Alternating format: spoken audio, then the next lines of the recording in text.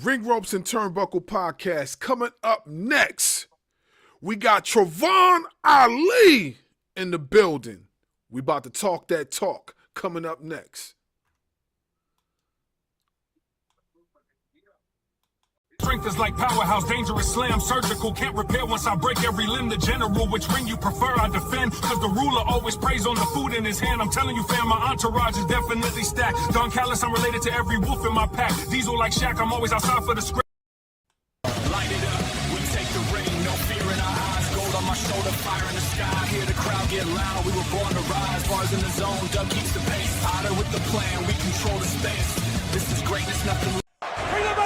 This is the Ring Ropes and Turnbuckle podcast, your home for real pro wrestling talk.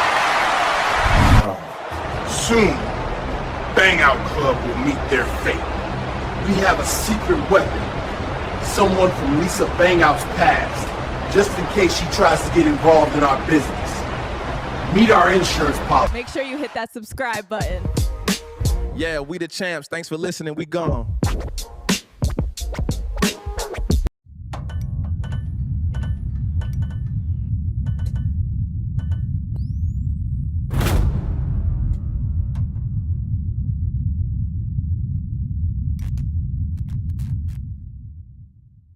You want the best? You're looking at her. This ain't just a sport, it's a lifestyle. Welcome to the Ring Ropes and Turnbuckle podcast. We are the champions of wrestling talk.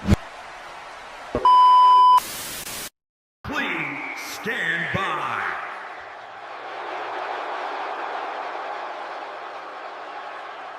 Tonight on Ring Ropes and Turnbuckle, our special guest is Trey Havoc. Stay tuned.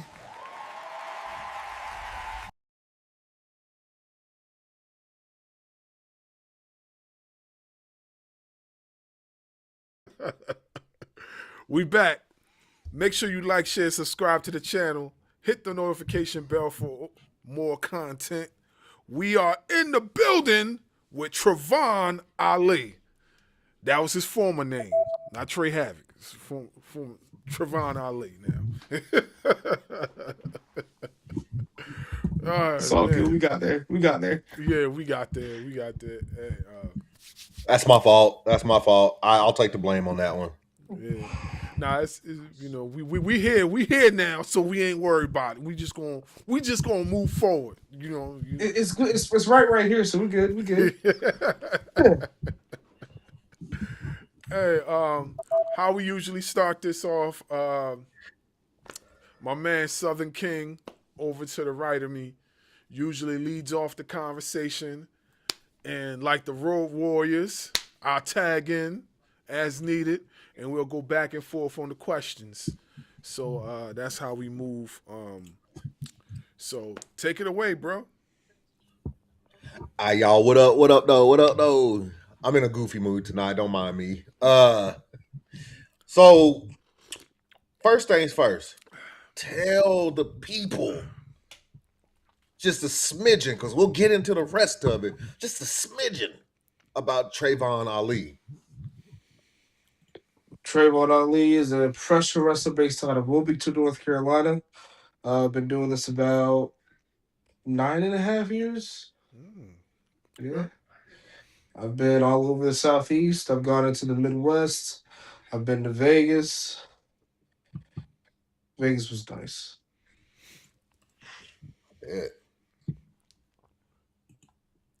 Well, so a lot of wrestlers that we have spoken to, there's just a few that haven't. But do you have an athletic background? So I originally trained in amateur wrestling for 7 years. Then I trained MMA for about 2 to 3 years, and I transitioned to this. So I've been in combat sports for most of my life. No football, because you look like you could play like somebody's defensive line, like defensive tackle or something like that.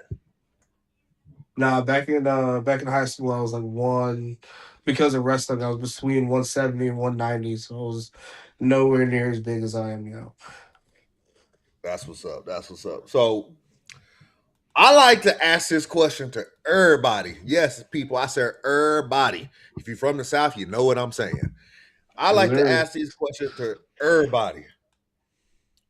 How was it taking your first bump and running the ropes? So the bump wasn't too bad because I come from MMA and amateur wrestling, so I was used to hitting the mat. So taking the first bump wasn't as bad as most people's first experiences, because I was used to falling and stuff like that. Running the ropes was definitely different. I didn't feel too bad the first few times. And I woke up and I saw those lines on the side on my back and on my side. I was like, yeah. I was like, are you sure you want to do this? Are you sure this is what you want to get into? So with that being said, from an amateur wrestling background to MMA background, why professional wrestling? Professional wrestling was something I always wanted to do. Um, Originally, when I found out that my middle school had wrestling, I thought it was professional wrestling. So when I went to the first practice, all these were mats instead of rings, and all the moves were called something else. I was like, this is different. Um, but yeah, there was always a path to professional wrestling, and no matter what I did it. I did the amateur for the footwork, for the athleticism. Same thing for the MMA, for the background, for the combat sports. But I was always gonna come back to my first love. That's what's up. That's what's up. So, which would you say is the toughest thing to do? Because you mentioned that running the ropes, you didn't feel it at first, but then you ended up feeling it and seeing those lines on your side. Which one is tougher in your eyes since you have three different combat sports training? Professional wrestling, MMA, or amateur wrestling? So because I was already conditioned going into MMA, that one doesn't really register a whole lot for me because I was already in shape. But amateur wrestling was a different, like, the condition there, that was a different animal. Like, we would have the guys coming from football to start training right before tournaments hit, and they thought they were good because they've been on the field all day. You see them throw it up 30 minutes into a practice, like, ooh, amateur wrestling it is a different beast entirely. Whenever I'm around, it, I'm like, I need to cut. I think of amateur wrestling cut. I don't think of anything else. So definitely amateur wrestling. Amateur wrestling. Yeah, my 14-year-old daughter just started wrestling for our local middle school, and like she has straight A's and is book smart as all get out. She was like, nothing that I've witnessed in the 14 years that I've been alive so far compares to wrestling. Like, I know that our football coaches, because I played football from elementary school through part of college, and the one thing that the football coaches would say is if you want to get better at football, wrestle. That it's just a different kind of toughness. I never did it because I didn't want to wear the singlet. But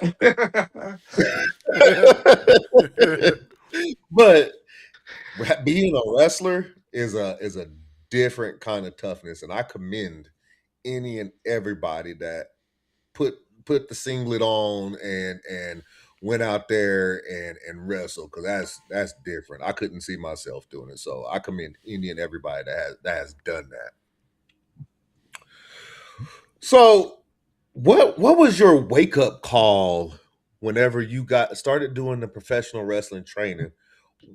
Can you recall what your first wake up call was? Like, ooh, if I don't get this, I'm not gonna make it. So my training is extensive. I like to tell people it's extensive. So I started training with so I started in a place called Dirty South Championship Wrestling in Civitan, North Carolina. Um, Love those guys. Very firehouse, middle of nowhere. But always drew a crowd, and everybody there cared. So that's originally where I started. They taught me how to vault, weather ropes, stuff like that. But they were like, eventually you're gonna have to find a trainer. I was like, are y'all not just gonna train me? They're like, no, you have to go find a trainer. So there was a guy there, had been doing it about 30, 40 years. His name was Beast. And he took me on to train me. And he comes out of his house after one of the trainings, because we trained in his backyard. And he gives me a book, and it's called Wrestling for Dummies.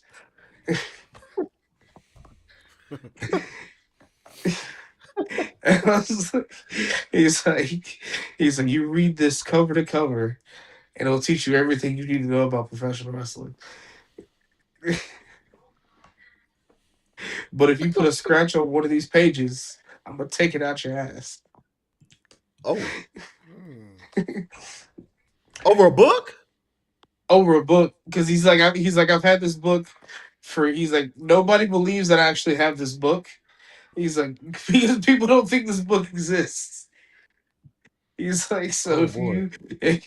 so he's like, this is my prized possession. He's like, if you mess up this book, I'm taking it out your ass. Jeez. He's gone now. He passed away from cancer a few years ago. But I still have the book. I never gave it back. You didn't scratch it, did you? Because he might be looking at you right now. Chill. But it's I'm between just that. saying. Now, so it's up in my office now. I keep it nice and pristine. But it's between that and my first training session with CW Anderson, where I ended up leaving early because I threw up, and I was like, I don't know if I can do this if this is how it's going to be. Like, it was just like 3 hours of conditioning and running, and I was like, I can't do it. I wasn't in ring shape yet, so that was even worse. This is my first like intense training session. I was like, I don't know. I don't know if this is for me anymore. But we see that you made it through. And that's what matters the most. Like, perseverance is key. What do you say to the people that say wrestling is fake? Wrestlers are not athletes. Try it. Do it. One day. That's all I ask for. Give me 60 seconds of your time. Y'all heard it. Y'all heard him say it. Trey Von Ali said, for you clowns out there that say wrestling is fake and these guys and women are not athletes, all he needs is 60 seconds with you. All I need is 60 seconds. Because I've had a friend or someone might find out that I'd start doing this. He was like, "Oh man, like let me come out there and mess around with you." I was like, "All right, cool." He's throwing up first 15 minutes. Never called me back. I haven't heard from him since. Somebody learned a lesson. I shouldn't have eaten Bojangles before I came. No, dumbass. Like what? So yeah, I love What those. is it? Yes, please. Y'all heard it. If y'all want to call these men and women non-athletes and say it's fake, hey, I got Trayvon's email address. I give it to you. Y'all can set it up and you can go out there and train with them. All of Ain't them. nothing to it but to Give do all it. my email addresses. Ain't nothing to it but to do is what he said. I mean, honestly, I've heard, in the past, from previous interviews that we've had and other athletes saying the hardest training that they have had to go through was professional wrestling. They didn't say football, they didn't say basketball, they didn't say baseball, they didn't say no other contact sport, even MMA. They didn't even say that. They said professional wrestling. So whoever think that professional wrestling is an easy sport to train for, listen, got news for you. There's a few people out there who will say different. You know what I'm saying? So, hey. Hey, there's a reason why some of these dudes and these females, they come out of college because they done had like a basketball background, a football background. They go to 1 week of professional wrestling training and they don't show back up. There's a reason for it. It's not for everybody. And I'll be man enough to say, hey, I'm not one of them people. I give y'all all the props in the world. I appreciate it. But you see who stays? The wrestlers. The wrestlers stay because they get it. They feel it. They know the intensity already.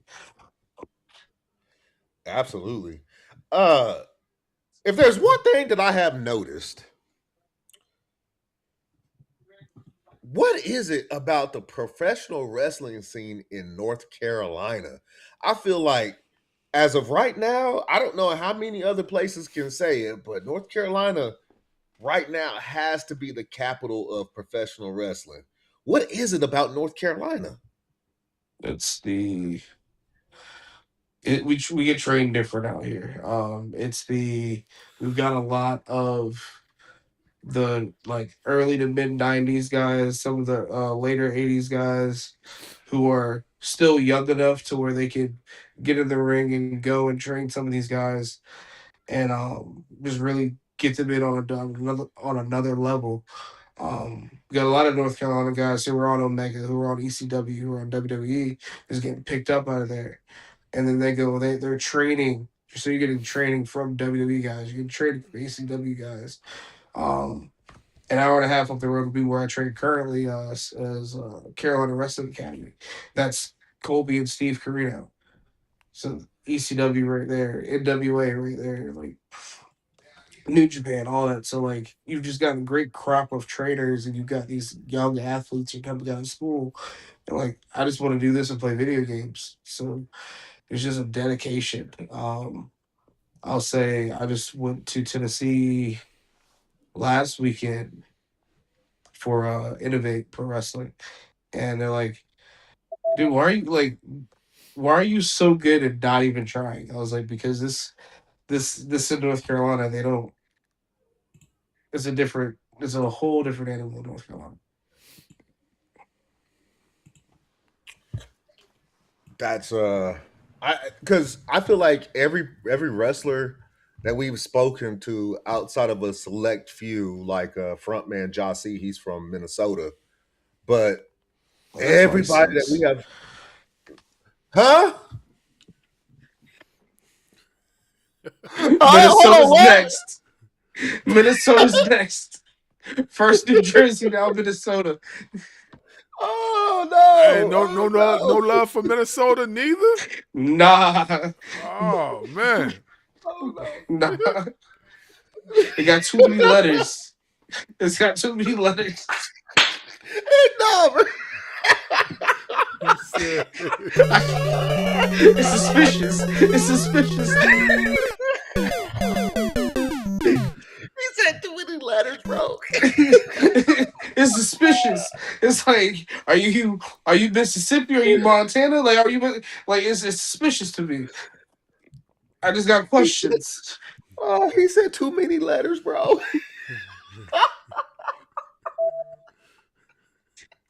Dang. Hey, at least he got straight to the point on ours. He said too many letters on Minnesota. That's the Shao Kahn laugh right there.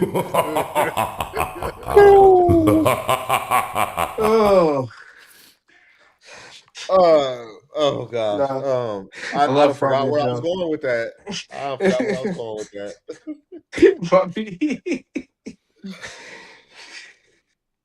Oh my gosh. Have you done any work with LeBron Cozone and Firestar? Yes, sir. I was out Firestar a couple months ago, actually. Yeah, no, I love Cozone. I love what he's doing with his kids down there. I love the Firestar kids. Yep, we've had a few of them on the show too. They are a different breed. Cozy is doing some work with those guys down there. And he just signed with MLW, right? Mm-hmm. He sure did. I'm so proud So of not him. only is he, yeah, not only is he doing work by getting the next generation of professional wrestlers ready to go, i.e., Javon Evans, he's out there still putting in work for himself and getting signed. Like Yes, sir. that, Yes, sir. that is somebody you definitely want to surround yourself with. Cozy is a prime example of somebody who made sure that every duck was in a row, every I was dotted, every T was crossed, every check was marked, so that when it was his time, he had no excuses. And that dude went out there and he killed it. And he continues to kill it on a high level every time I see him. But he's also If one of the there's most personable people. Like, he's a great guy. if there's something that you could take away and add to yourself from LeBron Cozone, what would that be?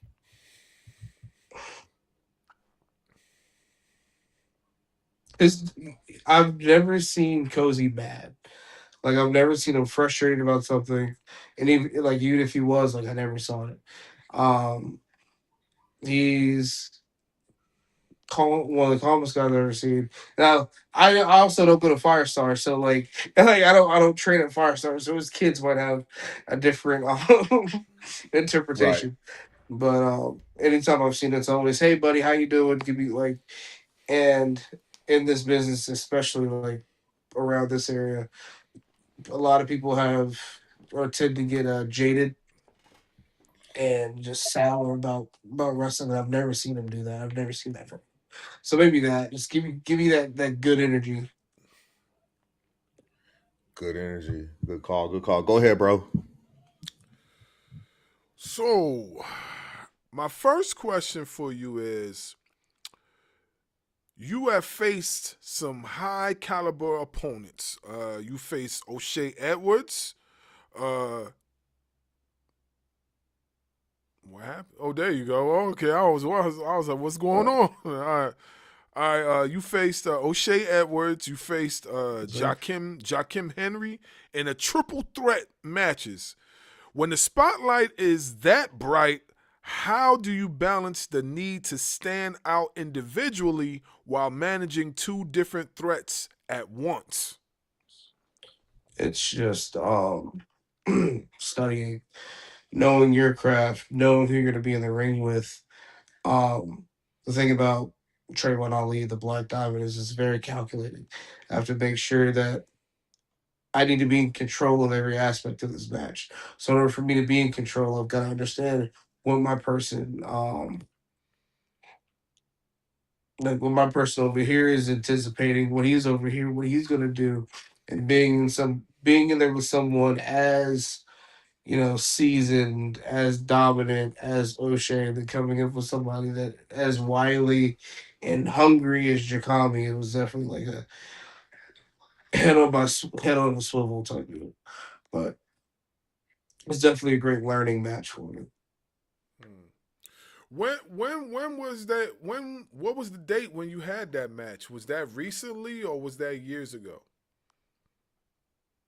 So that was 20.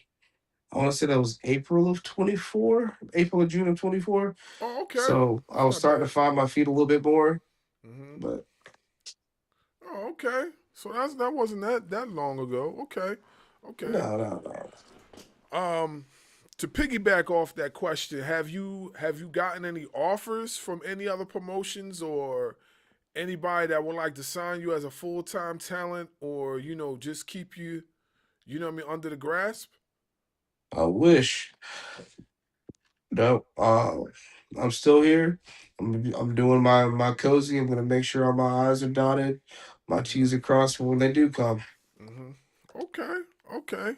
So that leads to the next question. Okay, so now we already got out the way that Trey Havoc was your old alias. You're Trevon Ali. So we know you the same person. So I'm gonna just go in on this question right here, and then you could answer it how you see fit. So it says, divining the havoc in the world of havocs from a Danny to a Jimmy. What was the specific moment you realized your brand of Havoc was something the fans hadn't seen before?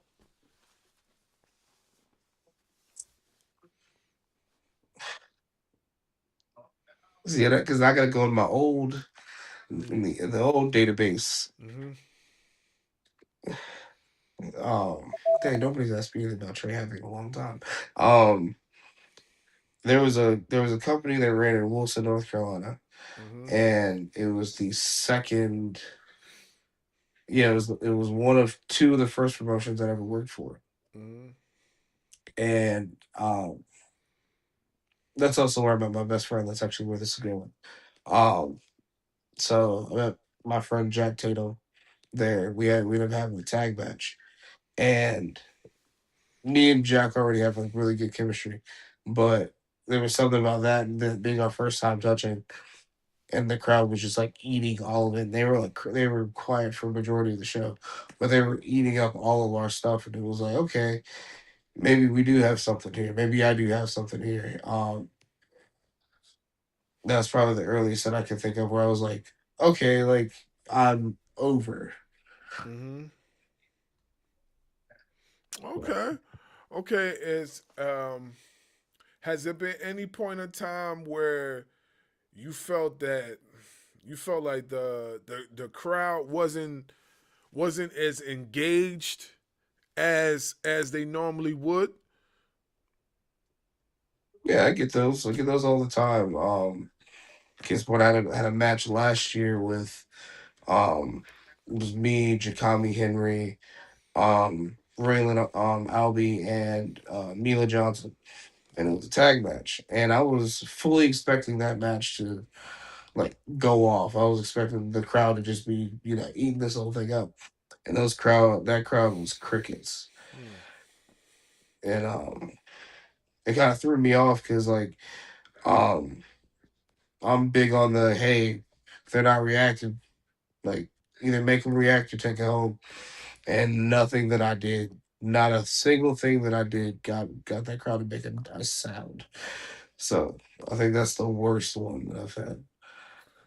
So being that the crowd didn't respond, how like what was the thing that made you have to adjust? What adjustments did you think that you would have to make in order to keep the crowd hot during any type of event, not just the one that you wrestled for at that point in time? So the biggest thing is to know your audience and know what your audience wants. Mm-hmm. Um, I'll say wrestling in Tennessee is a lot different than wrestling in North Carolina. Mm-hmm. I can I can do one or two cool spots in Tennessee, but tell a good story and keep fan engagement. As long as because Tennessee is all about they want to feel included. So as long as hey guys, woohoo, they're up with me. I do one thing that blows their mind, and the rest of the match is easy. Mm-hmm. North Carolina's a lot more fast paced, telling the story, but telling the story through your in a faster pace than you would Tennessee. It's a lot of spectacle. They also love the character work. Don't get me wrong, but it's a lot more sports based. I want to say. Okay. Have you ever wrestled for Ashe Wrestling before? I did. I wrestled in their was it the Halloween Battle Royal? Not last year, but the year Okay, all before. right, yeah, okay, yeah. I figured I recognized you, but I was like, is there another one? Because when we had the whole name situation, I was like, wait a Yeah. minute, okay, maybe I got this wrong here, but now I could put two and two together. Yeah, yeah. What was the experience like wrestling for Ashe Wrestling? Because Ashe Wrestling is fire. So what was the experience Oshay like? Wrestling is man. You want to know how fire Oshay Wrestling is? I took a flight to Vegas to help them set up before their show. I took a flight to Vegas, helped them set up, and then I had another show on the other side of Vegas that I had to get to. But I did that just so I could come and help out, and just like say that I helped a little bit with Oshay. Like That place is amazing. That place is it is a different vibe for real. I went to their inaugural show as a guest for my birthday. Mm-hmm. Um, After that, I went and helped out a few times. Ended up getting on the Halloween show, and I've got to help out a few more times. But that place is it is family. Like it is family. You have people like me and Rayhan are tight, but then you go and I can see Darius Carter, and he's also like oh, these people that are just I can't even though. It's an experience, man. Yeah, you mentioned Rayhan. Rayhan, that's our guy. Ugly gang all day. Yeah. So Yes, sir. yeah. So yeah. That leads me to this question. What would be your dream match in Ashe Wrestling? Shelton. Hmm? Shelton. Oh, Sheldon Benjamin. Give me Shelton. Okay. And I believe he wrestled at Ashe once before he went back to the E. And then, from there AEW of course, but okay, yeah. I could definitely see that. Is there anybody else in mind that you would like to wrestle on an Ashe show?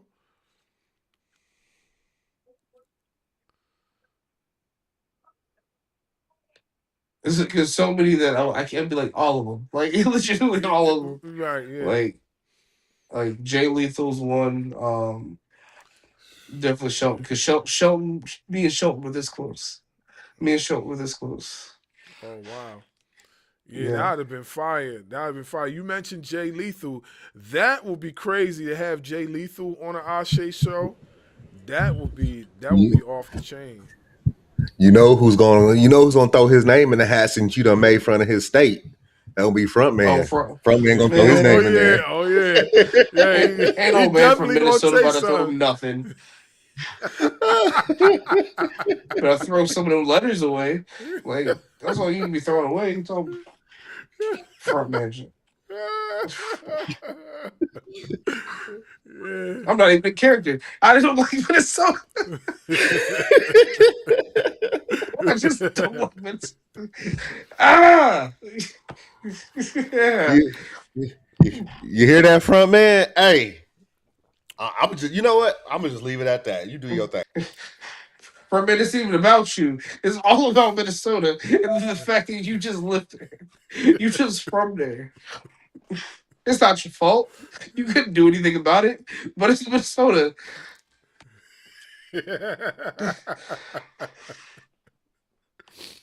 Yeah, that's funny. That's funny. What about you versus Darius Carter? How Oh about yeah. that? Oh yeah. So that's actually I spent all of 2024 kind of getting myself down pat exactly how I want to talk, how I want to walk, what I want to come down to. What do I think about? Like how am I going how is Trayvon Ali, how's the Black Diamond Trayvon Ali gonna be different than Trey Havoc? And I wanna like make them as far away from each other as possible. Mm-hmm. And I did like I get some inspiration from Darius Carter of how he carries himself, how he walks down to the ring.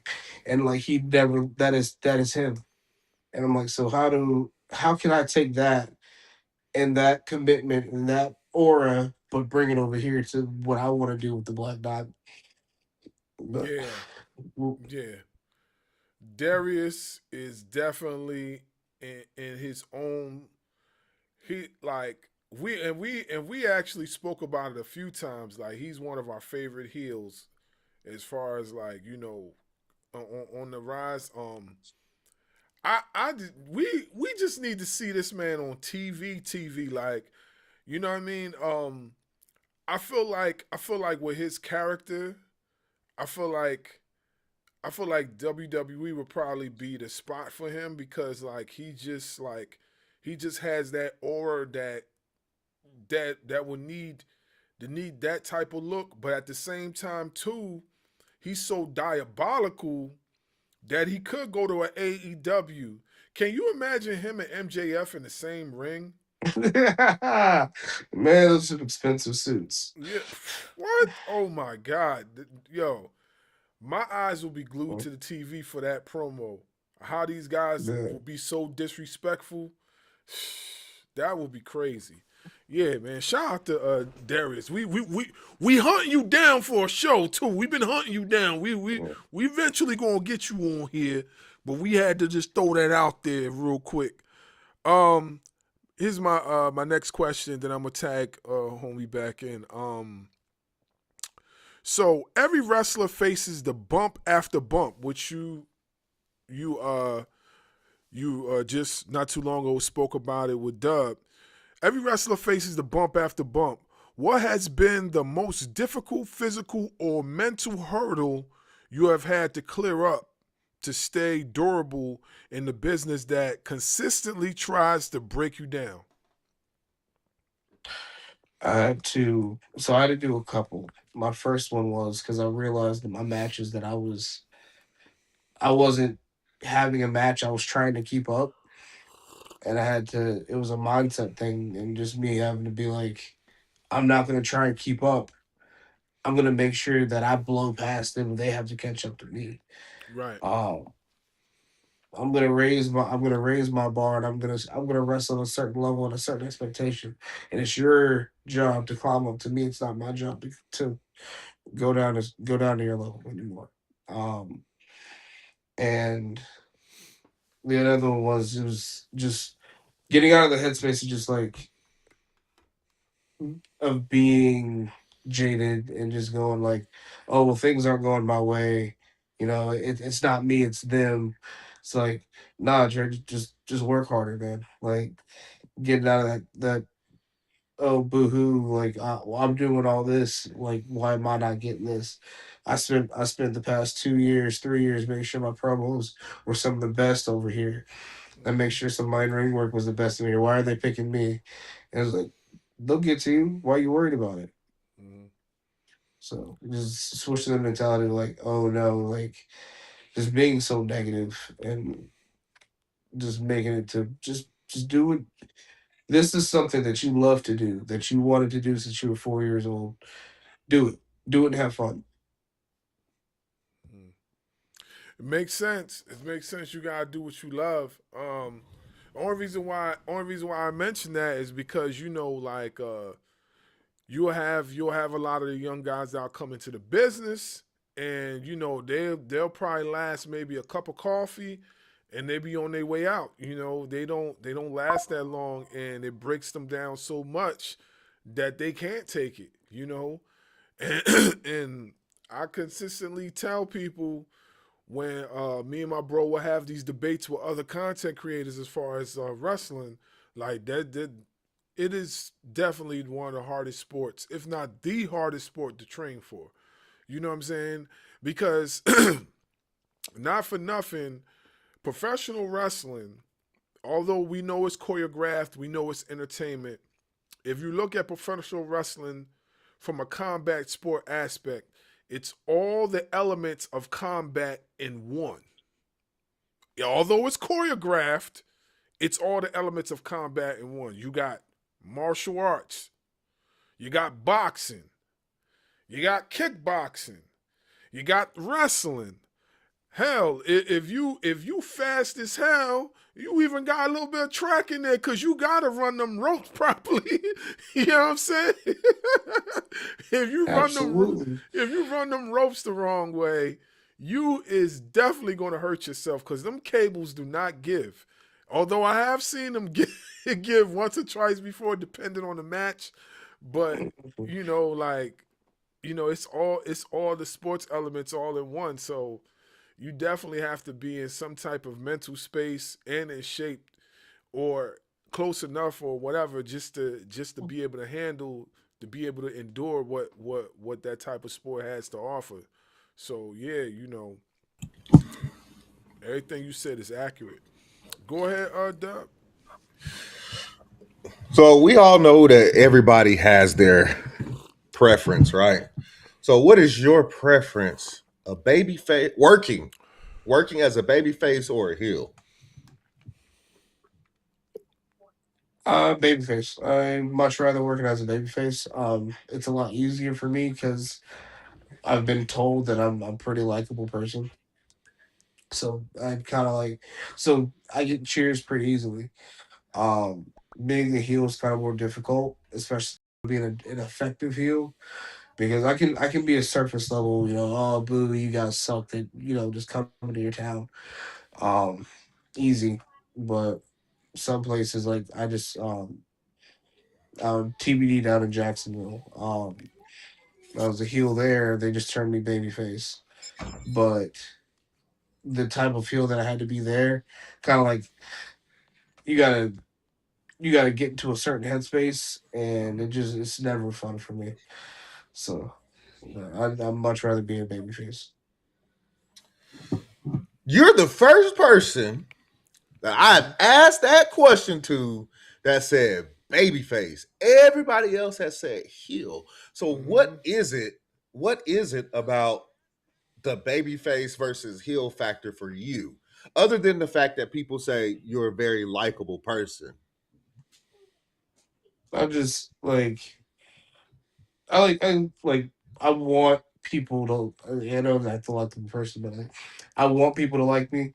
Like it's kind of one of the things. Like, oh yeah, I don't want people to fucking to think I suck, boo. Like this, like I genuinely just like to hear that. So it's like, oh, these people are all cheering for me. That's nice. Thank you, appreciate it. Like you got the kids who are like holding up little belts that they made to look like yours, or doing your thing. Like, you make eye contact with them when you're doing your entrance. So you have like your match and you're down and you're like, oh no, what am I gonna do? And you find that kid and then you just see the kid light up and you start to fight back. Like stuff like that. That's like putting smiles on faces, man. I know you can do that as a heel too, but not the type of heel that I do, because people want me to kill people. So, but yeah, nah, I enjoy it because then I can still I can still beat ass, but also not be like, oh, like it's better. I get it. I get it. It's just, I said it before we started. Like, I love a good heel. If I were to name the top heels today, which we are going to have this discussion, I would start with somebody like MJF. I would go with somebody like Ethan Page and Gunther and Randy Orton and Swerve and Becky Lynch and Drew McIntyre. I can keep going. Mhm. So, who are your top four? I'll say four. So, Mount Rushmore of today of baby faces.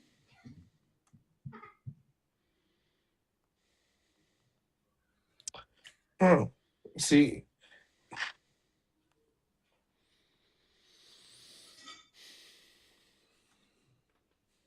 sorry, because like my preference for babyface is more like what Roman's doing now, what Swerve was doing up until he just turned heel, where it's the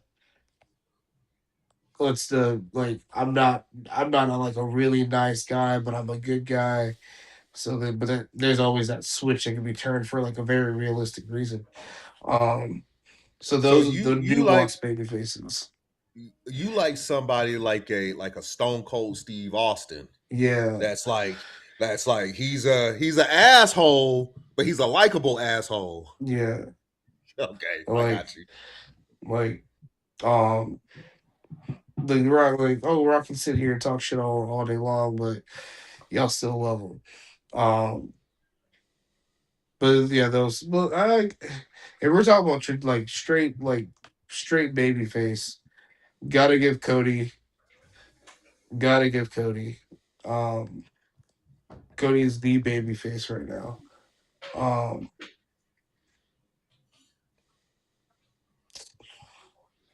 give it to Hangman. Very much enjoyed his story arc.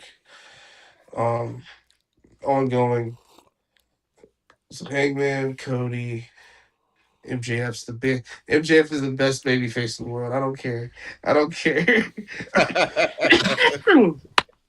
I don't care. MJF is the best baby face in the world. Argue with your mom. Don't argue with me. Argue with Minnesota. Don't argue with me. Oh my gosh. Uh-oh. Well, uh-oh. I didn't even ask for that one. Blah, blah. Shots. That's all I'm saying. MJF, Hangman, Cody.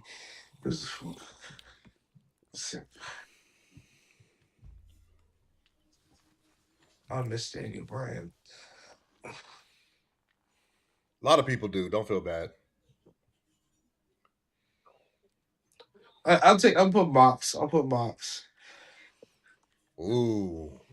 Ooh. So, speaking of Mox, real quick, you're in the business. You know, we talk to a lot of people that, just like us. Uh-oh, my wife is calling. Go ahead, bro. All right, so you mentioned something about John Moxley. I'm not 100% on where the question was gonna go, but I'm just gonna I'm gonna take it there so then my bro can tag right back in. So you mentioned John Moxley. Moxley is one of the most extreme wrestlers in professional wrestling today. And when I mean extreme, this guy does some crazy off the wall stuff. So, what I'm asking is, have you yourself experienced any type of Texas death matches, light tube matches, anything of that nature? And if you haven't, would you consider doing it, being that, you know, it's a part of wrestling that is on a rise now, especially now that people like Mox are on the mainstream and highlighting some of that stuff. No, I've not done it personally. I've done like the little hardcore matches or whatever, a Miracle on 23rd Street Fight, like those the soft ones. I've never done an actual death match. Like barbed wire, light tubes, all that stuff. Now, I'm not against it. I just the opportunity just hasn't been there for me to do one. But yeah, no, I have an extreme respect for what those guys do. You know, it's a lot of stuff, and I'm just like, it's like I'd be a little scared, but no, I would absolutely try it. I tried not to say no to much in this business. It's funny because like you one of the first people that said that you would try it. Like we spoke to a lot of other folks and they were kind of like on the fence with it. You know what I mean? Here's my thing with it. I have a respect for it. You know, I have a huge respect for it. But it's kind of not my cup of tea. Like if I had to pick, you know, what part of professional wrestling that I don't really need to be watching like that, it'd probably be that. You know what I'm saying? Because I've watched all types of wrestling. You know what I'm saying? Spots, everything. And that probably be one of the ones where I probably won't, you know, like be glued in to that point. Although have watched, you know, some recent, you know, Texas death matches. Of course, I watched the one with Hangman and Swerve, which was phenomenal. You know what I'm saying? Although, like a lot of spots, I probably wouldn't allow my kid to watch. You know what I'm saying? But like I have a respect for it. You know, I just if I was to step into the ring, that I'm not gonna say that's probably one of the first things I would want to go do. You know what I'm saying? No. So hey man, you want to come over here and do the suplexes, or you want me to hit you in the face with a glass tube? Yeah, I'll take the suplex. No. So give me the suplexes over there. Yeah, you know. So, but I definitely have a respect for it. I've watched the Terry Funks over the years. I've watched the Sabus. The funny thing about death matches is that, it's really watered down in the States. If you go to the other countries, those are the real death matches. I seen a death match with Abdullah the Butcher in Japan. Nah, B. Man, everything is watered down in the States. What do you mean? I was like, nah, B, this ain't that type. Nah, not me. Not me. And I've actually seen Abdul the Butcher live. But when I seen what he did over in Japan, I said, nah. No. Rain check, please. That's not. There's something in the water over there, man. I don't know. That was a wild match. I forgot who I seen him wrestle, but that was a wild match. And there was another guy that was pretty popular over there and did a few death matches. I forgot this guy's name. We just spoke about this dude yesterday on the other show. But yeah, not really something that I will watch on a regular. But like I said, if one of my favorites, like Swerve, Hangman, Mox, whoever is in those type of matches, I would pay attention just for that, So, yeah. Real quick, I got a question for you. Why do you think those kind of matches work in AEW, New Japan, and places like that, and not so much in WWE? It's the audience that they've cultivated around themselves. WWE is very, kid friendly, family friendly. The poster child, whatever, with professional wrestling. So you've got to wrestle a different style there, so where you need to wrestle a style that you can wrestle every single day. And that the fans are going to gravitate towards. Like, oh, they're going to hit this move. I can hit that move with my action figure. So it's a very very nice and safe and all that. Whereas AW and New Japan, all that they've kind of established that style, that ruggedness from the jump, so people know, okay, this is where I'm gonna come for this. Where versus the other company. I want to say one thing. I want to say one thing before you get back to your question, Dob. So you said they're family friendly. WWE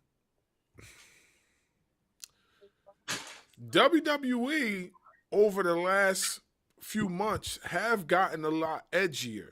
I would say not even last few months. I would say over the last maybe ever since they got with TKO and they did the Netflix thing, they gotten a lot edgier. Do you think they're family friendly now still after that? Because to me, I would think they're on the edge. They're on the edge of still maybe family friendly, but with borderline trying to tap in a little bit to the audience that AEW got. Although I don't think they would get there due to the fact that AEW is more hardcore wrestling fans, while WWE's kind of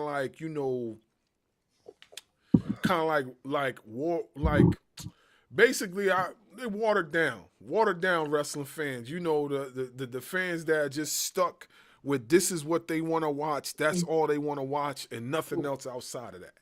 So do you still think even after the whole movement that they still family friendly? Absolutely. It's a yeah. So it's going from, like you say, they're trying to edge. It's they're going from G to PG. So it's not really it's oh no, we're sitting here TNA women in cages. What the fuck that was about? Yeah, I remember that too. Yeah. Oh, fucking it. But yeah, it's still very family friendly. So it's if you take your kid to go watch Shrek, it's Shrek is a very family friendly movie, but there's some things that you get, you're I got you. They're trying their best, especially since now they're on the road to WrestleMania.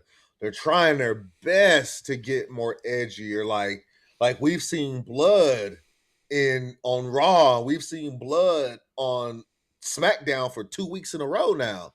So they're trying their best to get more edgier. Like they got Roman Reigns on TV saying shit, and we got Jacob Fatu started off the show saying, I don't give a fuck on TV. So they're trying, right? But their product that's is Samoans, still, bro. yeah. That's Samoans. They said we don't care. I get it. I mean, they caught Obafemi saying some stuff too. So I'm just saying they're trying, but it's still more family friendly than what you're going to see in Japan or AEW or Rev Pro and stuff like that. Yeah, but you're never going to see that. You're never going to see that in WWE because they got sponsors. They've got that. They're not going to lose that market. They're not going to lose that market because they are the top company in the world, and they got there for a reason. They're not going to lose that. They're like you can still go watch that other stuff because you're gonna come and see what happens on Raw. Like you're gonna come and see what happens on SmackDown. Like they have a business model. They said we're gonna stick with this, and this is gonna work for us, and it has. They've been very lucrative with it. So we're talking about WWE. We're talking about AEW. But we're not talking about one thing that I really like to talk about. Us, Black people. For the people that listen don't know what I'm talking about, African Americans.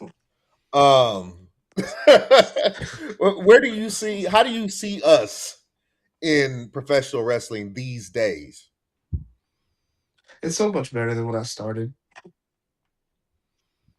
It's so much better than when I started. Like I said, I started in the middle of nowhere in old city town. I've been handcuffed to a rope and beaten with a kendo stick because they thought it would get over and give me baby face sympathy. Um, I've done so much. I've been put through so much in the early stages of my career, and just like to see how so few of us it was like even 10 years ago to like now like there's an abundance that are getting signed, and there's a bunch of them are some of the best in the world if they're not already signed. We have so many black wrestlers now, and so many good and great black wrestlers now that we have our own like 500 best black wrestlers in the world. Like, and I've been on it 4 times, but it's one of those things that you know it's a beautiful thing to see. It's a very beautiful thing to see. I love to see it. I love to see our growth and to have companies like Ashe, Black Wrestlers Matter, like these companies, all the Fight Club pros up in Maryland. But like seeing these places that are like, "Hey, this is for our culture. Like this is where we're gonna congregate. We're gonna it's beautiful. I love to see it. So everybody knows that about what was about 3 years ago, and Triple H got on somebody's podcast or somebody's interview panel and said that he doesn't see color, and then next thing you know, you're not seeing very many black wrestlers on WWE TV, to the point to where a lot of them started leaving and going to places like AEW, TNA, IE Swerve, AJ Francis, and so on and so forth. How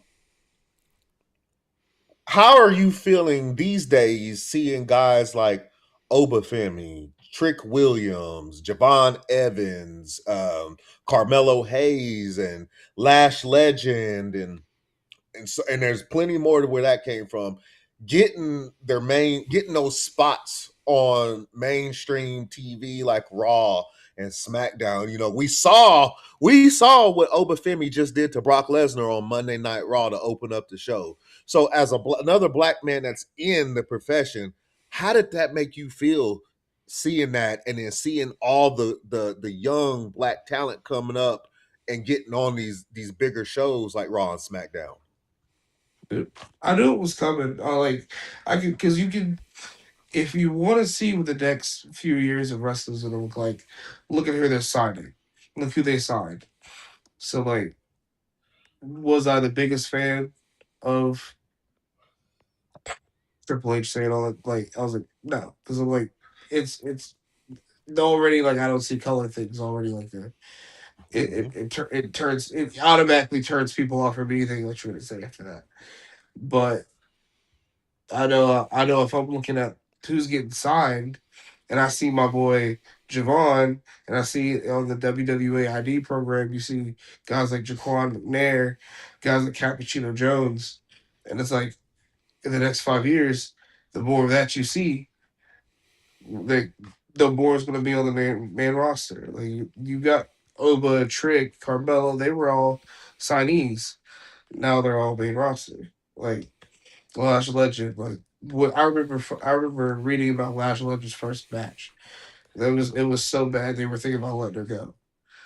And now she's one of the most dominant women on the main roster. It's just like getting, especially now, because for the longest time we weren't represented properly and we didn't have a foothold in this. But now as we are growing in numbers and more of us start going through that pipeline, you just see more and more of us, So, what are the next steps for us? Where do you see us going next? Now that we're getting on the Raws and the SmackDowns and the Dynamites and the Collisions and stuff like that, what's next for us? Have you seen the Have you seen the NBA? No. Yeah, Have you seen the NFL? I'm kidding. I'm kidding.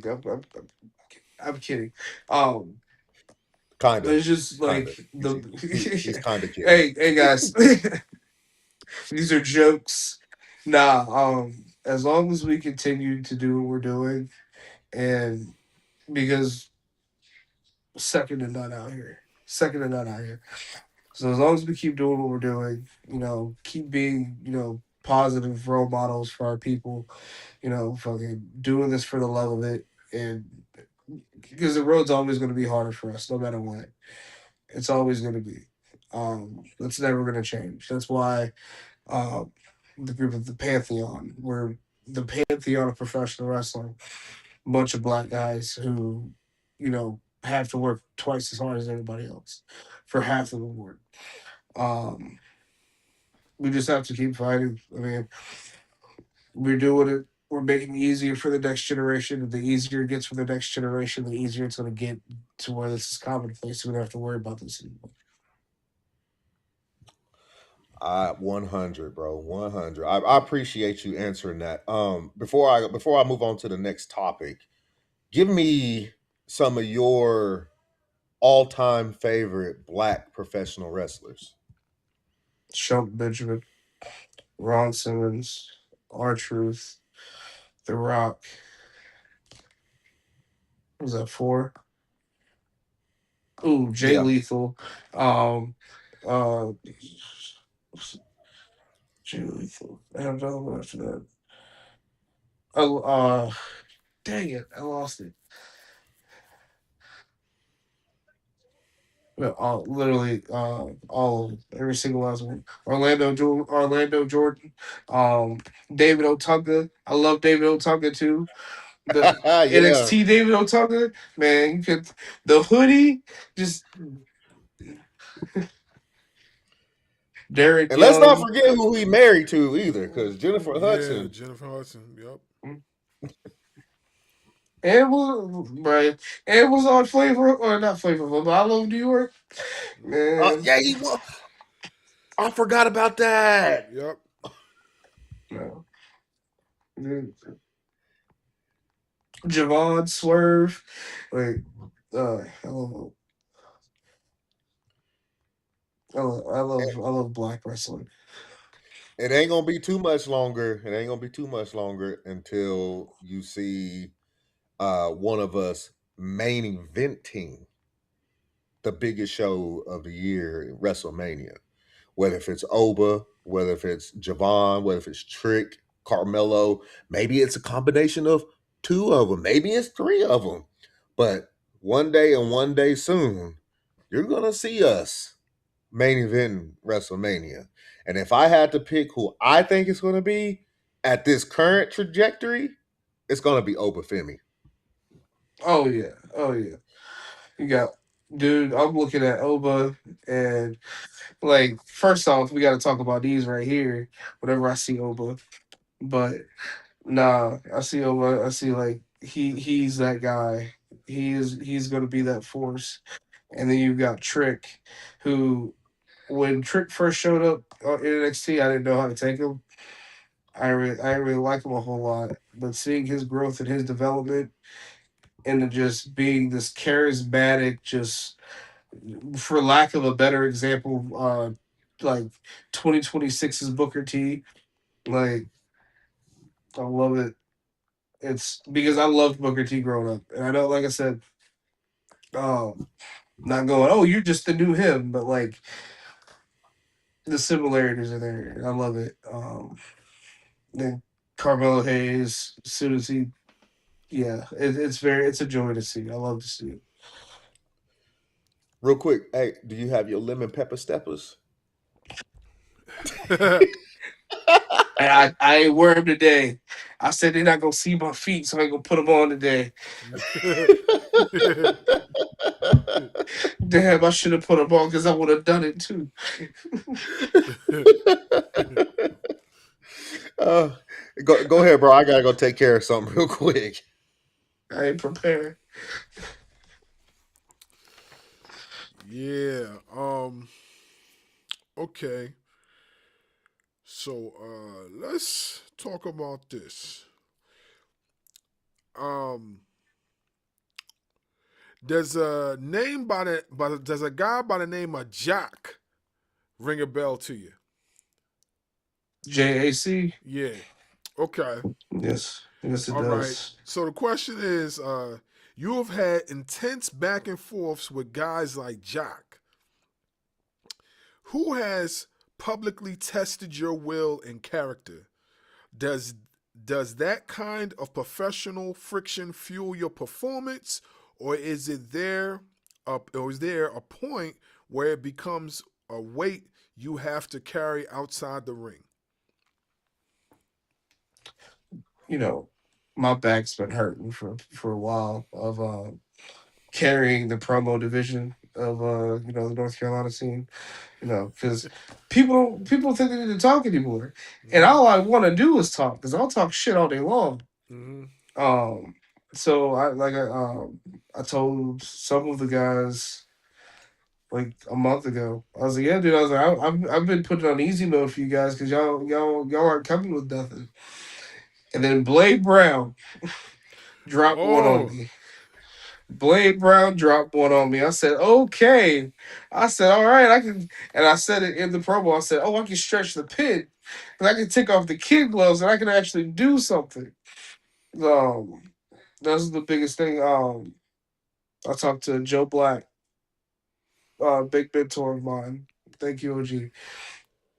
But we were talking about promos, and he's like, I don't cut a promo if they don't deserve it. He's like, if you cut a promo on me and it's some garbage, I'm not gonna respond.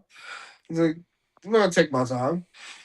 And it's just one of those of like knowing when and how to pick your battles and like, you know, when to throw a good one out there. But yeah, that one right there, Blade Brown. Blade Brown got me. Well, he caused me to walk out of work.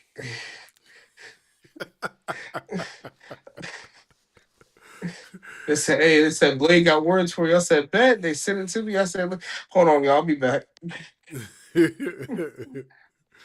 yeah. I do feel promos really, really sell the character. You know, this is why MJF is so successful at what he does. I mean, not for nothing, he is a phenomenal wrestler, but when you could cut a good promo and you could wrestle, that's just A+. You know, and MJF reminds me of so many people. You know what I'm saying? If you look at his character from start to now, I see a little bit of Mr. Perfect in MJF. I see a little bit of Rick Martel in MJF. Of course, I see a little Chris Jericho in there. You know what I'm saying? It's so many elements that MJF got that's all in one. And when you have all these elements, it just shows that you're a student of the game. You know what I'm saying? That you understand wrestling logic. You know? I've seen wrestlers wrestle with toothpicks and make the match look good just because of the wrestling psychology. And I say that because what comes to mind was a match with Kenny Omega. And he wrestled against the Doll. And that made DDT. that joint look like a 5-star match. I said, what the fuck? Like, this dude had, and I don't curse that much, but he had me cursing. I was like, yo, what the, you know what I'm saying? You know what I'm saying? Like, this dude wrestling with, and making it look interesting. And that's what I'm talking about. Like, when you're capable to do stuff like that and you can cut a good promo, like, there's no way you're not going to get picked up by anybody in the business. You know what I'm saying? Just off of that alone. Like, even I feel like promos are so important because you could be the worst athlete, but if your promo skills is top notch, you still could get picked up by somebody. Yeah. You know what I'm saying? Yeah. It's sort of like the NBA. You know what I'm saying? You could hoop. You may not be the most efficient hooper, but you good enough to like go pro, and you could just get picked up by the G League, and the G League could just, you know what I'm saying, mold you into something they can work with, and then before you know it, you on a mainstream team. You know what I'm saying? So, like, yeah, man, promos is like definitely important. Like, you know, for sure. My next question is, there's a lot of talk about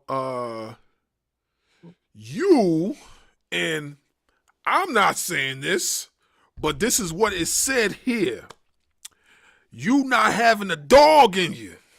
So, what do you tell the people out there who say that you don't have the dog in you? What do you tell them? Who lied to you, man? Who lied to you? What do you tell them that say that? What do you say to them? This ain't got the dog in me. That's wild. That's wild. Tell them what you say to those people. I don't even think I should, because I feel like if they see me already, that's wild. I got that dog in me.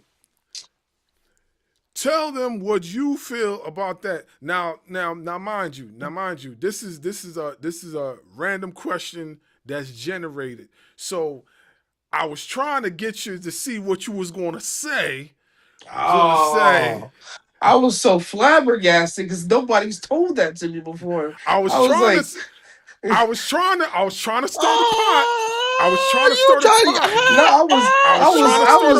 I felt bad for him. But you can't stir the pot like Darkwing Dub can. I was trying to stir the pot. Like, I felt bad for him. I was gonna pray for him. Because if they said they ain't got that dog in me, they obviously have something wrong with him. Yeah. I was trying to stir the pot to see if you was going to cut something, get the knife out and start cutting. Dang. No, I felt bad for Dang. him. There was sympathy. Dang, There was sympathy in my heart. I thought you was gonna go into character. I was doing the cinema. I thought you was gonna do it. I was like, dang. You thought I was gonna cook the disabled? I thought you was gonna cook all of them. That's what I wanted you thought I was to do. gonna no, because obviously if they don't know I got that dog in me, they're obviously disabled. And I'm not gonna sit here and cook on the disabled. I can't do the less fortunate like that. What are you talking about? I felt bad for him. I heard the ASP, in the arms of an angel that was coming on. I was like, no, not. I wanted you to cook them. I wanted you to cook them. I couldn't do it to him. Why? I couldn't do it to him. They gotta wake up and apologize to me. Why? Why? Why? I gotta tell you. I gotta tell you, no dessert, go to bed. Like I can't. No. I did that because that leads into this question. All right. So recently we seen Ricochet and this all leads into the whole promo thing. Ricochet recently had a snafu with a fan, and he spoke on their disabled, disability or whatever. What do you say when wrestlers are in character and they're online social media wise, and they have a heckling fan that will come in and just say something random because maybe the fan doesn't like their work or what they do or whatever?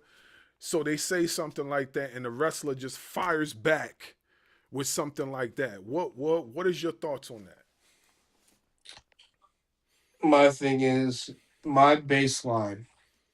My absolute baseline with anybody is professional.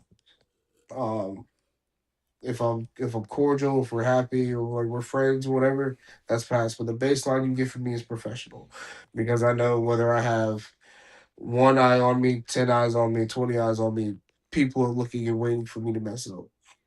When you're in a situation like that, I understand getting frustrated. I've had plenty of people go on my page and tell me I'm some unathletic Keith Lee wannabe, whatever. But like, you gotta understand that these are people who will, one, never say this to your face. Two, you'll never meet this person a day in your life. Yeah. Like, this person ultimately does not matter, in the grand scheme of things. So it's like, I get, whatever, he was jaded, he was upset. I get it. But you've got to have if something like that is making you snap, again, you have to go and make a post on Twitter and then send it and then review it and then make sure, like, you went through a lot of steps.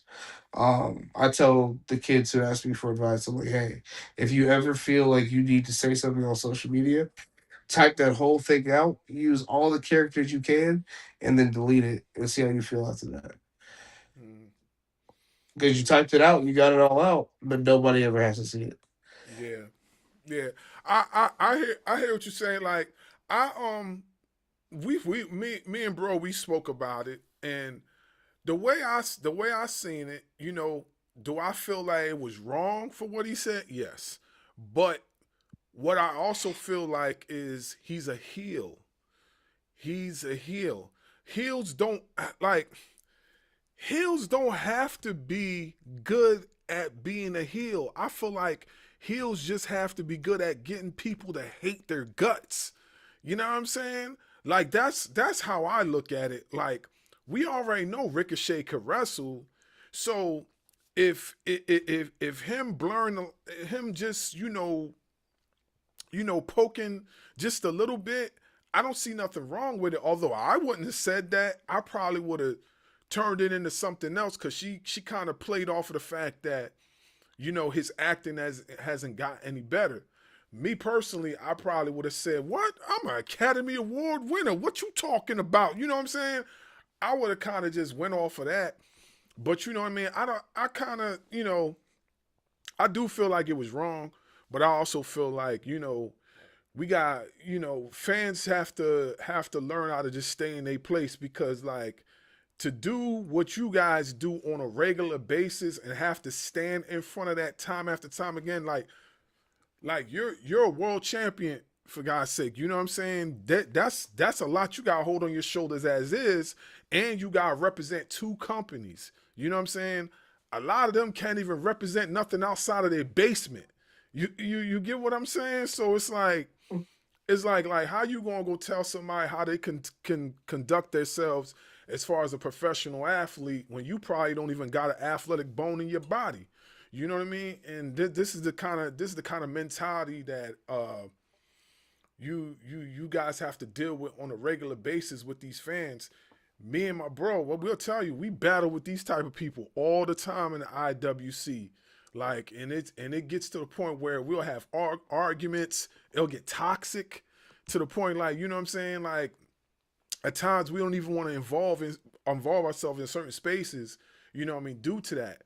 But at the same time, like I said, also have to realize too, like, in these type of spaces, like, not always entitled to agree with everything, you know what I mean? So yeah, that's why I feel I wanted to ask you that question and see what your thoughts was that. So, you know, yeah. Yeah. No, it's definitely Twitter is a cesspool. You'll never see me on Twitter. If I do, I'll make a random post and I'll get off of it. Um, Facebook, Twitter, Instagram. I hate social media. I hate social media so much. I do it because Yeah, obviously, yeah, professional wrestling, you got to, yeah. but yeah, if we have to do this, I would not do it. I hate it. But we do. That's the thing of just having the social media literacy and you're understanding your impact on social media and who you are versus like. Do I think MJF could have said that and it would have been okay? I mean, I would lean more so to yes because he's kind of cultivated that into his persona, whereas like Ricochet is a crotchety bald guy and told somebody he was. It's like it doesn't. You can't really like just knowing your audience and know who you're talking to, Yeah, and for knowing sure. certain things like some people can say that you probably can't.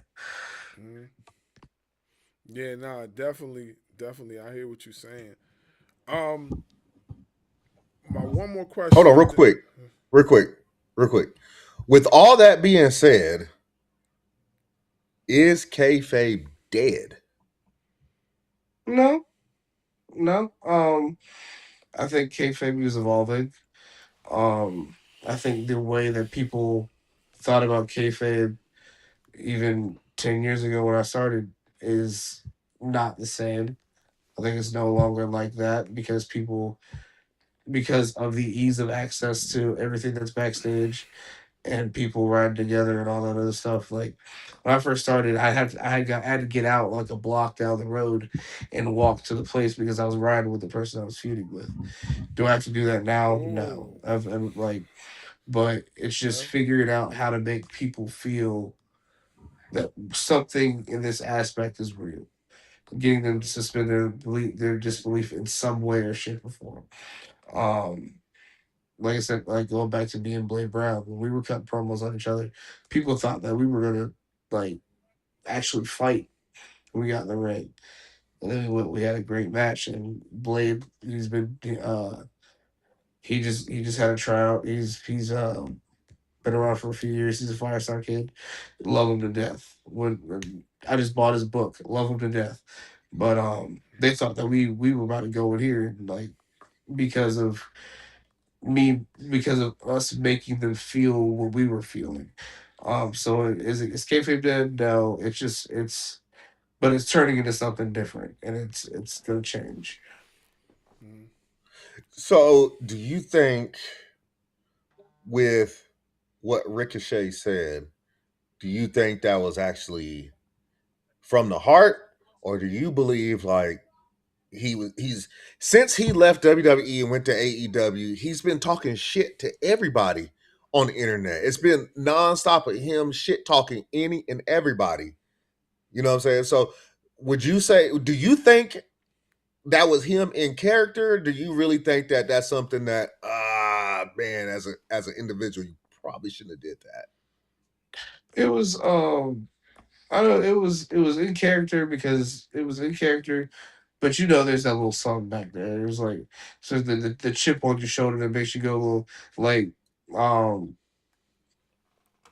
but yeah, like when you're like, should I have said it? No, but like it's in character, so it's okay.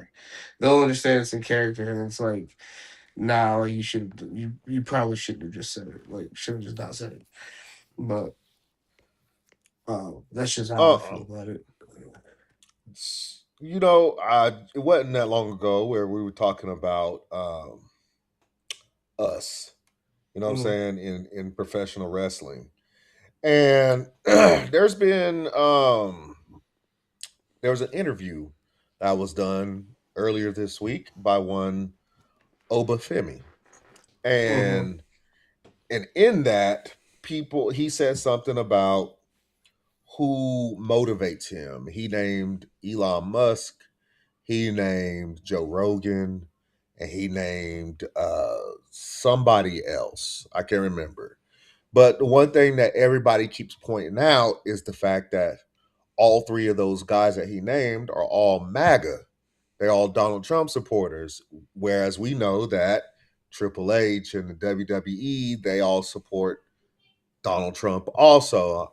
I'm not asking you to get into your specific politics. That's nobody else's business unless you want to. But does it rub you the wrong way for somebody that looks like I'll tell my own politics real quick. I can't stand the man. I think Donald Trump's a piece of shit. I think he's on rotten hell one day because he's a piece of shit. You know what I'm saying? You SA and women, you grab them by the you know what, you know what I'm saying? You're gonna rot in hell one day. Also, you starting the war is causing my PTSD to go crazy because I am a veteran. I have been in war. I've seen it.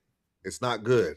So it's causing my mind to go crazy thinking about the times that I had over across seas. So I think he's going to rot in hell along with guys like Hitler and Stalin and all of them. So when I see somebody that looks like me say that guys like Elon Musk and Joe Rogan and whoever the other guy was motivates him, I'm like, bro, where are you at? Where are you at? Like, to me, if I'm going to say somebody motivates me, it's going to be start off. I have 3 kids, so my 3 kids motivate me. My wife motivates me. Thinking about the stuff that my grandparents went through as Black men and women back in the 30s, 40s, 50s, and 60s and 70s, what they went through to make sure that I didn't have to go through that. That motivates me. Stuff like that. Does it bother you when you see Black wrestlers say that guys like the ones that were named motivates them? I never tried to like pass judge, like not saying pass judgment, but like necessarily like, okay, this is how this person is by this, and because people say stuff on here, um, not necessarily not really thinking about until after the fact. Um, so I do understand that some people can kind of separate the some people can separate the politics from the artist or the whatever, and so I never want to be quick to pass judgment, but also me, like, and knowing the people that motivates me. I mean, don't Elon Musk, they motivate me to do the exact opposite of the stuff they do. So maybe, you know, so it's yeah, like Denzel motivates me. That's what I want to listen to. Yeah, let me tap in on this real quick because you know what I mean. Now, I also seen the same interview that my bro seen. You know what I mean, and I'm not even. I don't look at it from that aspect, and I'm gonna tell you why. Um, as my bro know, I'm pretty sure you know too. He's Nigerian. I'm Nigerian as well. Being a Nigerian, and now mind you, I was born here. My whole family migrated from here, migrated to over here back in the 70s. So I never really got a chance to look at certain dynamics from that perspective when I was over there. But I was raised as if I was over there. So I kind of, you know what I'm saying? I kind of have a different perspective from how he was, articulating what he said. You know what I mean? So I didn't get offended. So when you're a Nigerian and you're looking at things from in the United States, right? My mother used to say, United States is the land of milk and honey. When you're a Nigerian, an African in general, all Africans care about is education. That's number one. Educational, financial well-being, you know what I'm saying, and being successful. All three of those people that he mentioned, regardless of our outlook towards them as their political beliefs, are successful humans. So when he says that, I believe that he's looking at it from a success aspect, because all those people are successful in their own right for whatever they do. You know what I'm saying? Now, mind you, we don't have to agree with, whatever their political beliefs are, because I don't agree with it neither. But I could see exactly what he was trying to articulate. You know what I'm saying? So I feel like if you look at it from that aspect, being where he's from and how over there looks over here, as far as like wanting to be successful, wanting to flourish in life. Like he also said it in another interview. He said it like, his family didn't care about no professional wrestling. They didn't care about that. It's like, professional wrestling? What? Are you crazy? Go to school. You know what I'm saying? Be an educator. But if you look at a lot of the international folk, especially ones that look like us, coming from out there, all these people are athletes now. They're actors. They're getting into different fields. So the landscape of how they look over there, look at things is changing. So when he's looking at these people, like I said, he's looking at them from a success standpoint. I definitely don't think, and I could be wrong. He probably is looking at him from a political standpoint, but I don't know his political beliefs. But I do know that the way he articulated that is definitely from a successful thing. So I think if we just look at it for what it is, I don't think we should get too offended, because I definitely think somebody like him is all about his people. I don't look at him as one of those ones that maybe sometime down the road is gonna be chicken and jiving. You know what I'm saying? I don't look at him's character like that. But that's just me. You know what I'm saying? I agree. As I said, I can't pass judgment because I don't know what his thought process is on the matter. Mm-hmm. Yeah. I will say this, Bars. I would challenge you to make a video about that and post it on TikTok. Yeah, I will. From a Nigerian point of view, because there's a lot of people on there that are having the same mindset that I just had, that I just articulated, and putting it on him, not thinking like, okay, at the end of the day, he's not American, so his thought process is going to be different than a black person that's in America compared to a black person that's from Nigeria that's in America. So I would challenge you to make a video about that so people can understand, like, Africans' thoughts are different than American thoughts, because I went strictly political. All right. Like, I just went on a rant about the politics, whereas you went on and like, I would challenge you to do that. That's all I'll say about it. I'm all for it, bro. Like, you know what I'm saying? I feel like in these type of spaces, it's all about, learning from one another. You know what I'm saying? Like, from this good brother right here. I learned a lot today. I learned that I got the name wrong. I learned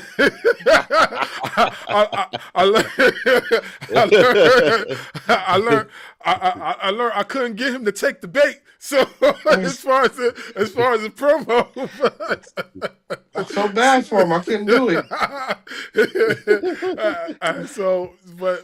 But yeah, I'm for it, bro.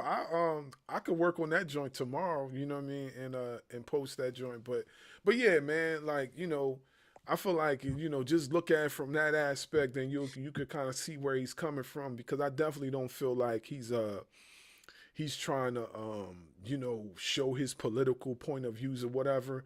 And even if he is, you know what I'm saying, I still feel like that's the way he's looking at it. You know what I mean? Like when you're coming from a third world country and you see all the things that America outlines for you, even though some of the stuff is smoke and mirrors.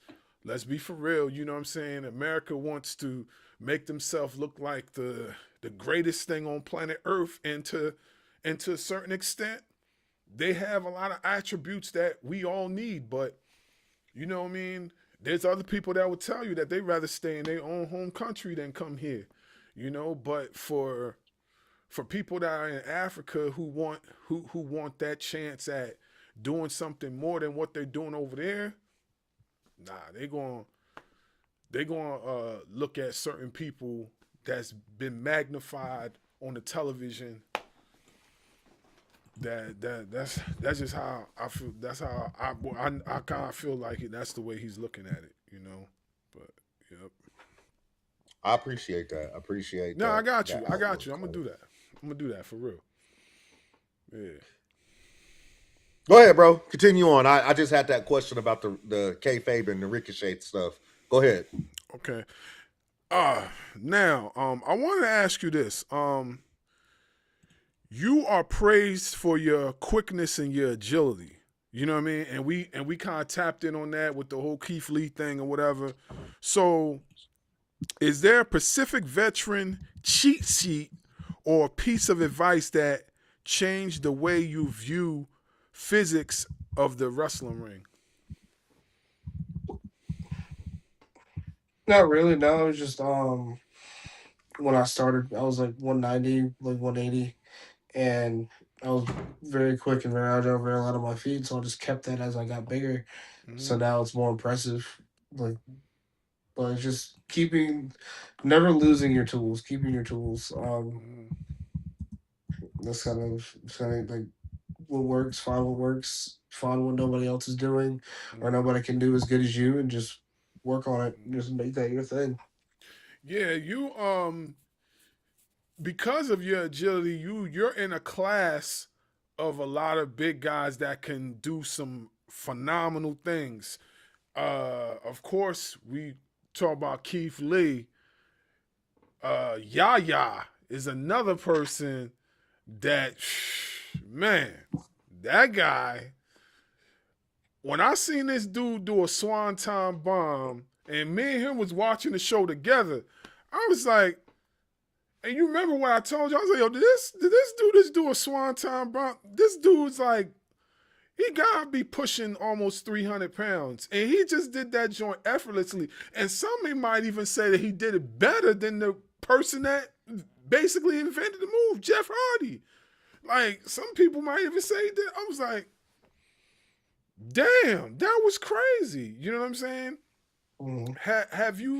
Have you ever had somebody say, you ain't supposed to be doing that? Every single match. Every single one. How do you respond to those people? I just did it.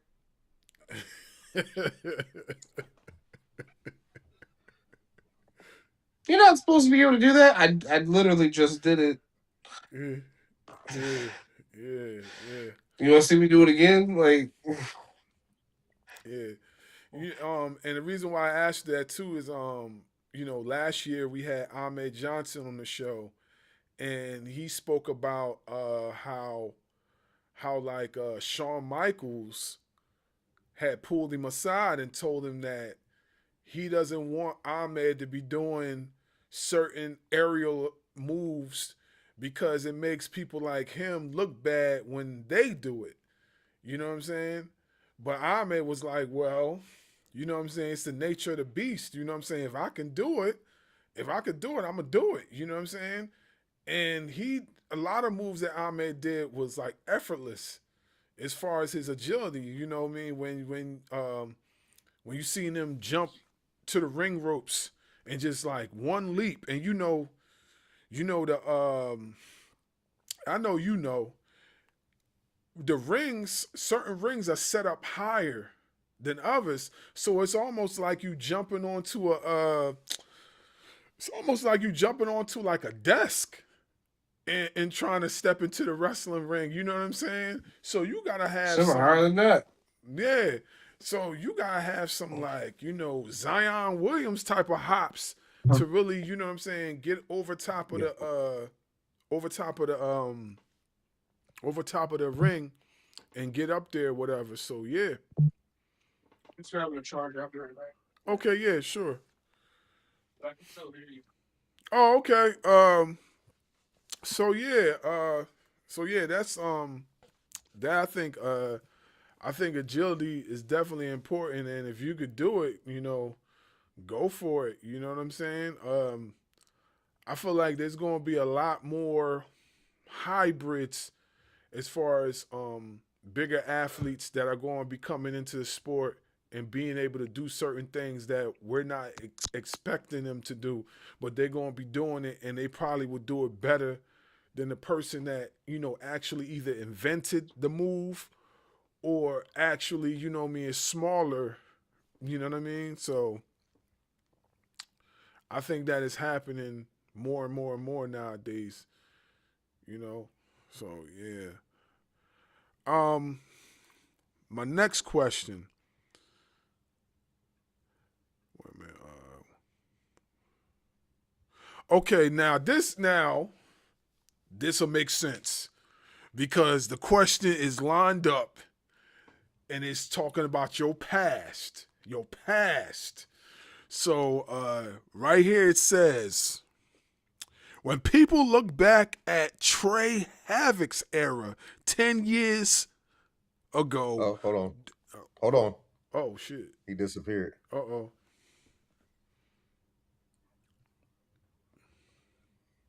Okay. All right. Give us a minute, folks. He should be back on. His phone probably died because he was grabbing a charger.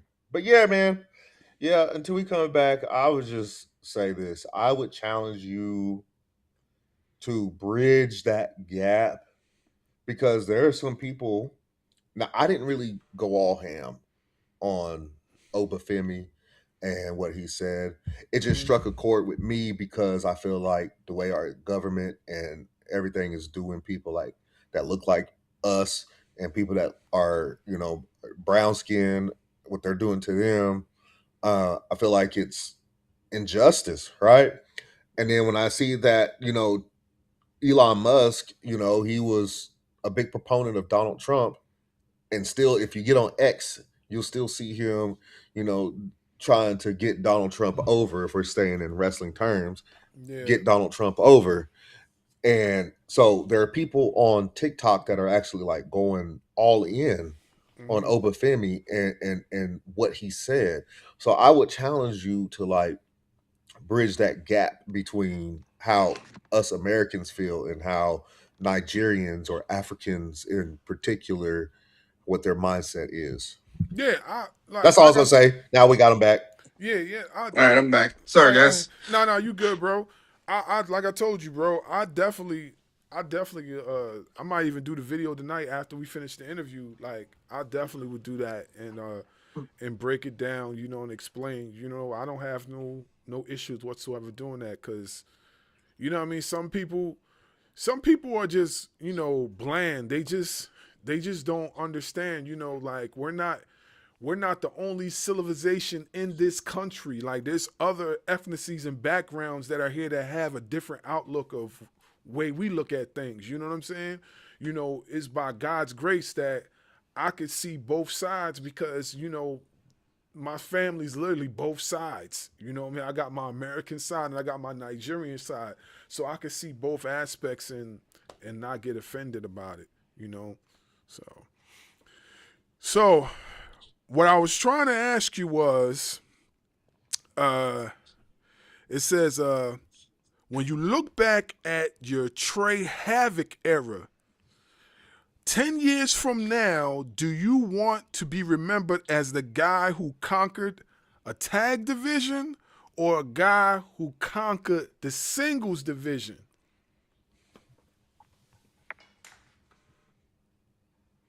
Yeah, there it is. Nothing else to say. Yeah, nothing else to say. Enough said. Enough said. Drop the mic. I got you. I got you. I got you, bro. Like I ain't even gonna hold you. I got you. Hey, show the belt off. Show the belt off. Yeah, definitely. Yeah, go ahead. Yeah. So this is the UPW Heavyweight Championship. Yeah, that's a fire belt, man. That belt's nice. Yes, it is. It's a nice belt. Defended against the likes of Cedric Alexander. Okay. Okay. Ray Mateus. Okay. Rayhan. Cream pie, Poppy. I beat him for that belt. Oh, damn. Damn. Yeah. You notice how he stuck that? You know, he snuck that in there, right? Yeah, he did. I see what you did. It was fun, man. Like I love Ray there, but yeah, I beat him for this time this year. He did sneak that in there. He said, "Oh, you want to sing his song? Hey, by the way, I beat him for that belt." The belt's by me.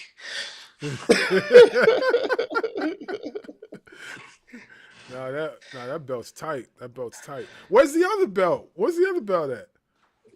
That's right. Yeah, don't get in trouble. Don't get in trouble. You got to show them both off. Mm-hmm. There we go. Yeah. Well, I like that one too. Yeah, that belt's tough. Yeah. Yeah, that was real tough. That's tough. It's the ACW Heavyweight Championship. They say it's the ACW Championship, but as long as I hold it, it's the Heavyweight Championship. Mm-hmm. Nah, that belt was really fire. I like that one. Mm-hmm. I've had way too many defenses. Joe Black, Merrick Donovan, Tim, way too many. Jack Tatum, Diego Hill. Okay. Shout out to Diego. Oh, shout out Diego. Shout out my guy Diego. Who else? It's a long line of people I beat for that title. Nah, them titles are nice, man. What I've noticed too, you know, speaking of titles, the indie titles tend to look better than the mainstream titles that we see on TV every single week. Mm-hmm. Like, why do you think that is?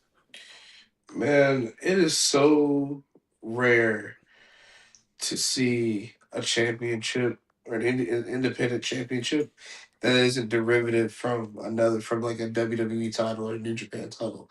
Right. When you get these people who have like actual like creativity and like they make these belts and they make these belts beautiful. Like ACW.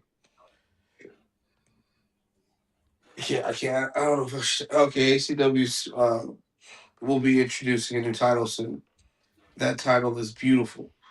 I want that title. So, it's just people being creative and just coming up with some really interesting stuff where like WWE likes to keep to a certain business model to sell their stuff. AEW, and I think AEW's title is beautiful. Nah, their titles, their titles look awesome. I'm just saying from when you look at the indie titles and all the indie titles that we have seen thus far, the indie titles tend to have like a little bit more oomph to them. You know what I'm saying? A little bit more creativity to them. Like there's a little bit more flash to them than when we see the WWE titles and the AEW titles and all that. You know, and that's why I was like, you know, why is that? You know, It's just creativity. yeah, yeah. All right, go ahead, bro. Go ahead, bro. What is your favorite match to wrestle in?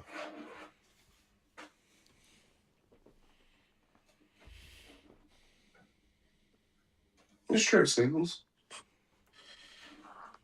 Give me a straight singles, man, with somebody I can have fun with. Man, I do enjoy the scramble. Um, it's just a lot to put together, but I do enjoy wrestling in a scramble. Like chaotic energy, everybody's coming in different places. Like it's real fun. Um, I've only been in one steel cage match, so that one wasn't a whole lot of fun. Because it was a steel cage, and so I didn't know.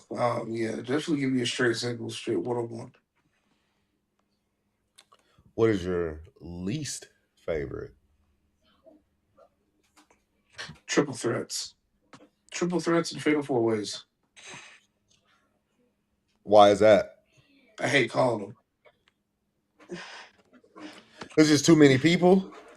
Yeah, it's just it's not like it's a very hectic back structure where like scribbles is like, okay, this is enough for everybody to get a little bit of something versus calling like a 3 or 4 and having to keep everybody kind of, yeah, it's a lot because it's a lot easier just to knock one person out than have a singles in, but you can't do that anymore. Everybody has to be involved. So, and that's just the evolution of the business, batch calling. So now, yeah, I hate calling them. I hate calling them. If somebody else calls it, then I'll do it, but I hate calling them. Explain to the people what you mean when you say calling the match. Oh, I did say that, didn't I? Yeah. I'm exposed to the business, man. Hey. We're having our own version of Unreal. So we're calling a match, sir. Now, just going over the match, see what we're gonna do. Some people don't. Some people don't call a match. So just go out there and just do it. That's very nice. But yeah, it's basically just calling a match. It's just what are you gonna do that night? um, is there a match that you refuse to take part in?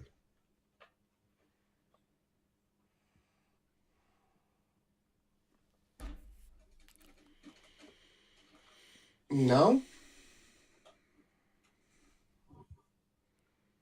Yes. I said no to a 1960s lynching match.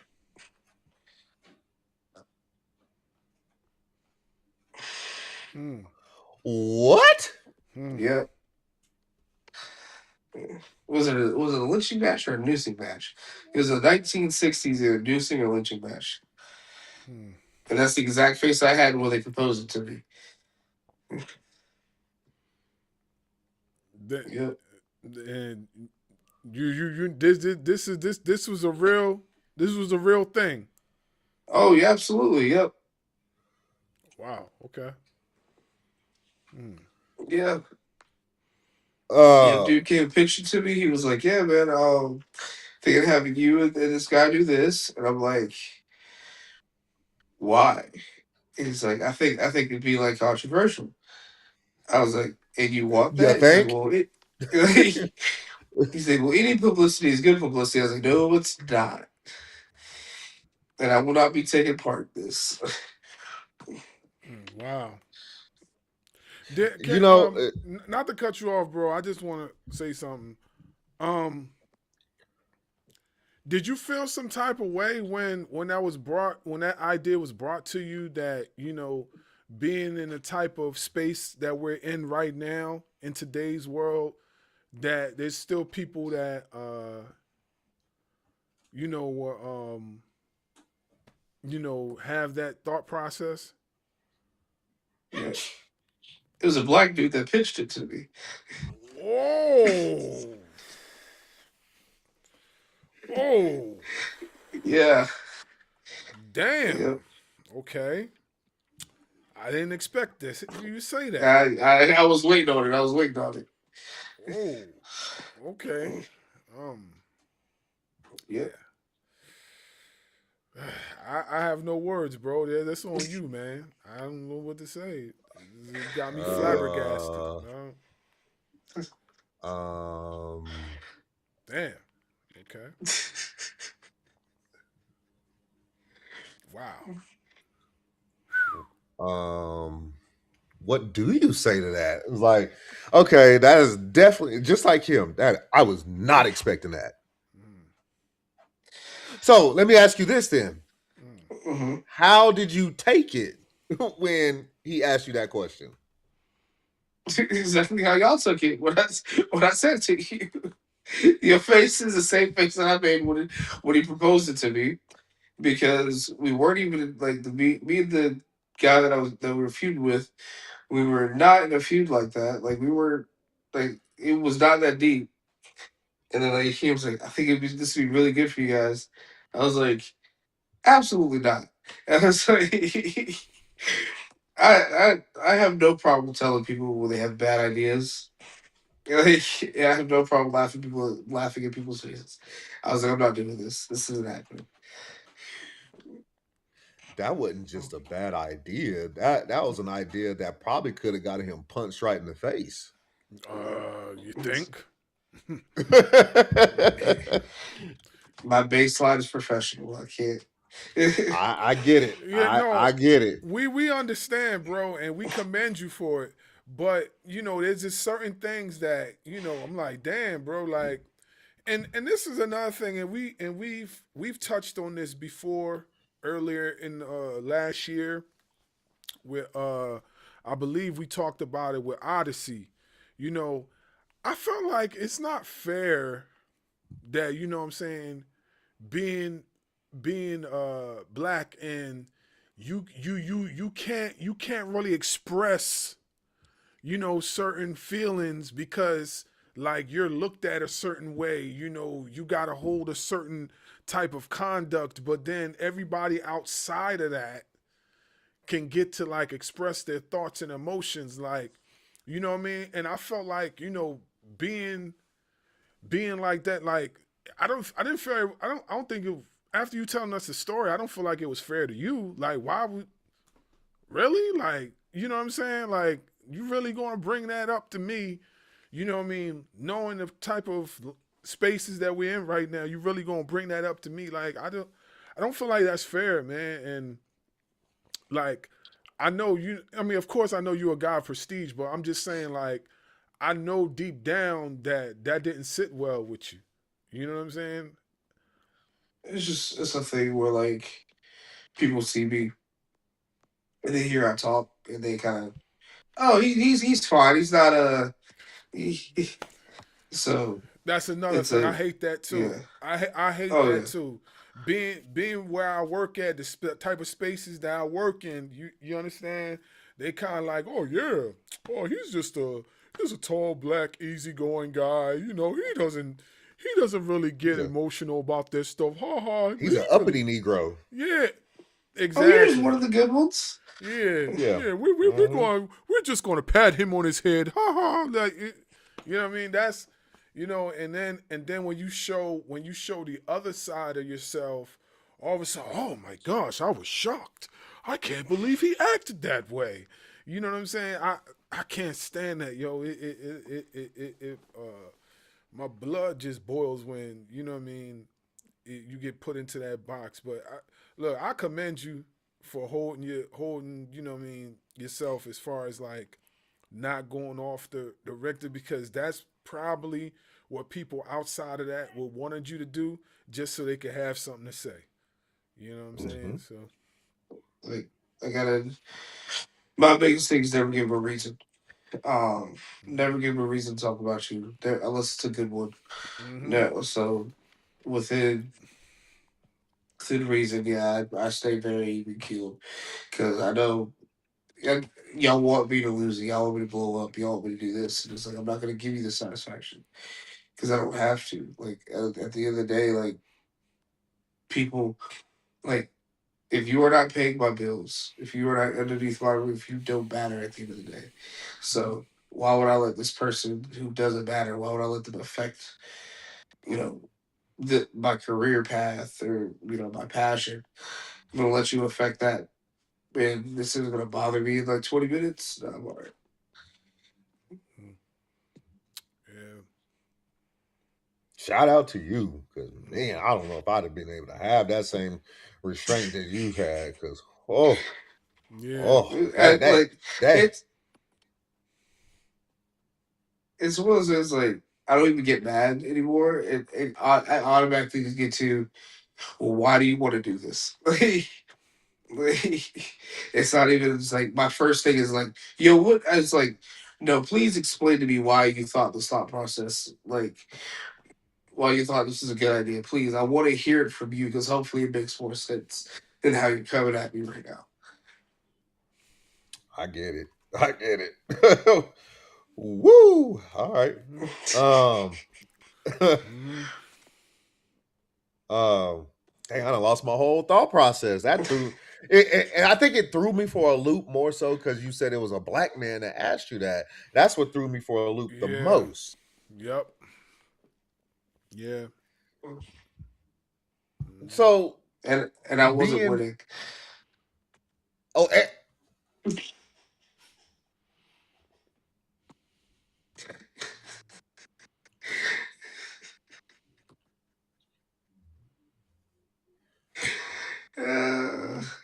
so you was gonna be the one getting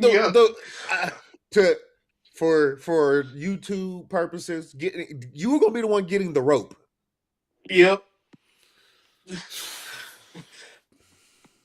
So this reminds me of a story.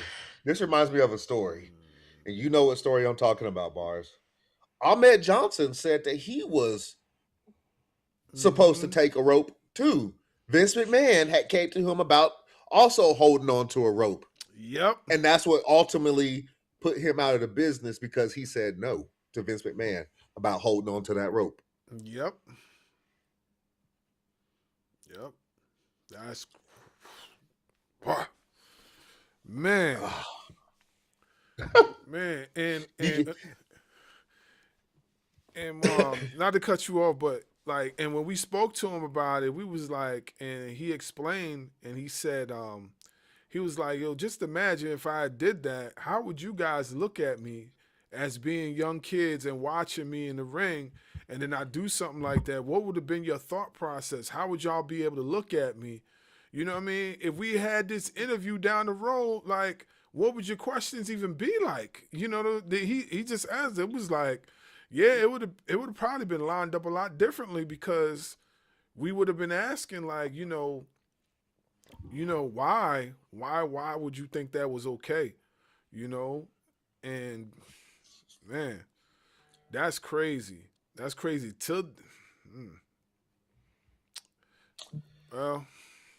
Well,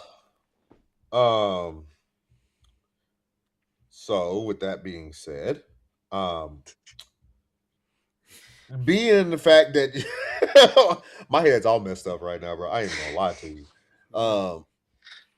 So being that you're in the South, North Carolina is the South. Can you give us some examples of some blatant racism that you've personally dealt with, whether if it's in the ring, on your way to the ring, outside of the arena as you're trying to get there to do your job? Like, what is that like? Thankfully, I have not. I thank God every day that I have not dealt with it. Obviously, I hear the stupid, oh wow, like, you move good or you talk good, boy. But Yeah. I have not personally like dealt with racism at the shows. I've been to some places where I was waiting on it and it never came. Been to a lot of places where I'm just like, One was gonna say it. I'm just waiting on who's gonna say it. But it has not happened. Thank God. I got no wood to knock on, but it's like, I got you, bro. I got you. I appreciate it. All right. I'm bringing it back in. All right. So, how do you like taking chops? Because I like to ask this question too, because Gunther has actually made the chop famous again, and you see the whelps that he leaves on people's chest, and somebody, who was it, Sheamus, that was bleeding from the chest after getting chopped by Gunther. Like, how is it taking a chop for you? I love chops. Gunther ain't made the chop famous. I made the chop famous. Okay, shit. Oh, Shit, my I bad, love a bro. good chop. I love a guy. Ooh, just fine. Just mm, yeah, yeah, yeah. It would be a good chop. Yeah. I propose a Trey Von Ali versus Gunther chop off. Hey, I'll Pause. do it. Pause. So I didn't catch that before I said it. Boy, I'm all over the place tonight, boy.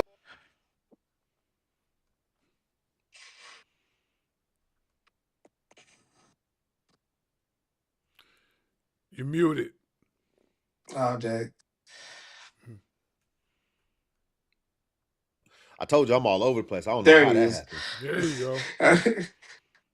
I don't know how that happened. How would you describe Trey Von Ali in one word? Control. Controlled. Like controlled chaos. You just have It's two all the words. control in the world. Like I control. Like, what kind of control control? happens. If I control what happens in the ring, if I control what my opponent's about to do next, I control the outcome of the match. So, like, you want power. Power comes from control. Who's the most powerful person you've been in the ring with?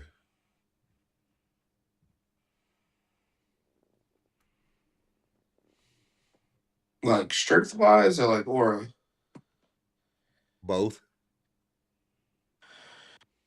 Strength wise it's a toss up. Ooh, it was definitely a toss up. Oh, but John Davis. John Davis. That dude, John Davis. Because he is he's very intimidating. And I like to look at him and tell him that he's just B in like 20 years. Like where this all this goes and this just turns gray. But no, he's got a presence that I'm trying to get like an ounce of. Um, and he picked me up like a whole bitch out here. And, like, for lack of a better term, he picked. And I'm like 280, 290 at the time. Picks me up for a torture rack bomb. And I was so scared. I had never been that high off the ground. Not under my own volition. So and it just does it so effortlessly. So yeah, John Hey, Davis. hey, did you catch that, Bars? He said he picked him up like a whole bitch. A whole bitch. I feel like a whole bitch out here. Look, he didn't even grunt when he picked me up. He just like, and I'm in the air, and I'm just like, oh, like, because when it's torture, you're looking up at the sky all the way until you hit the ground. So I'm like, Jesus, take the wheel, and I'm just like,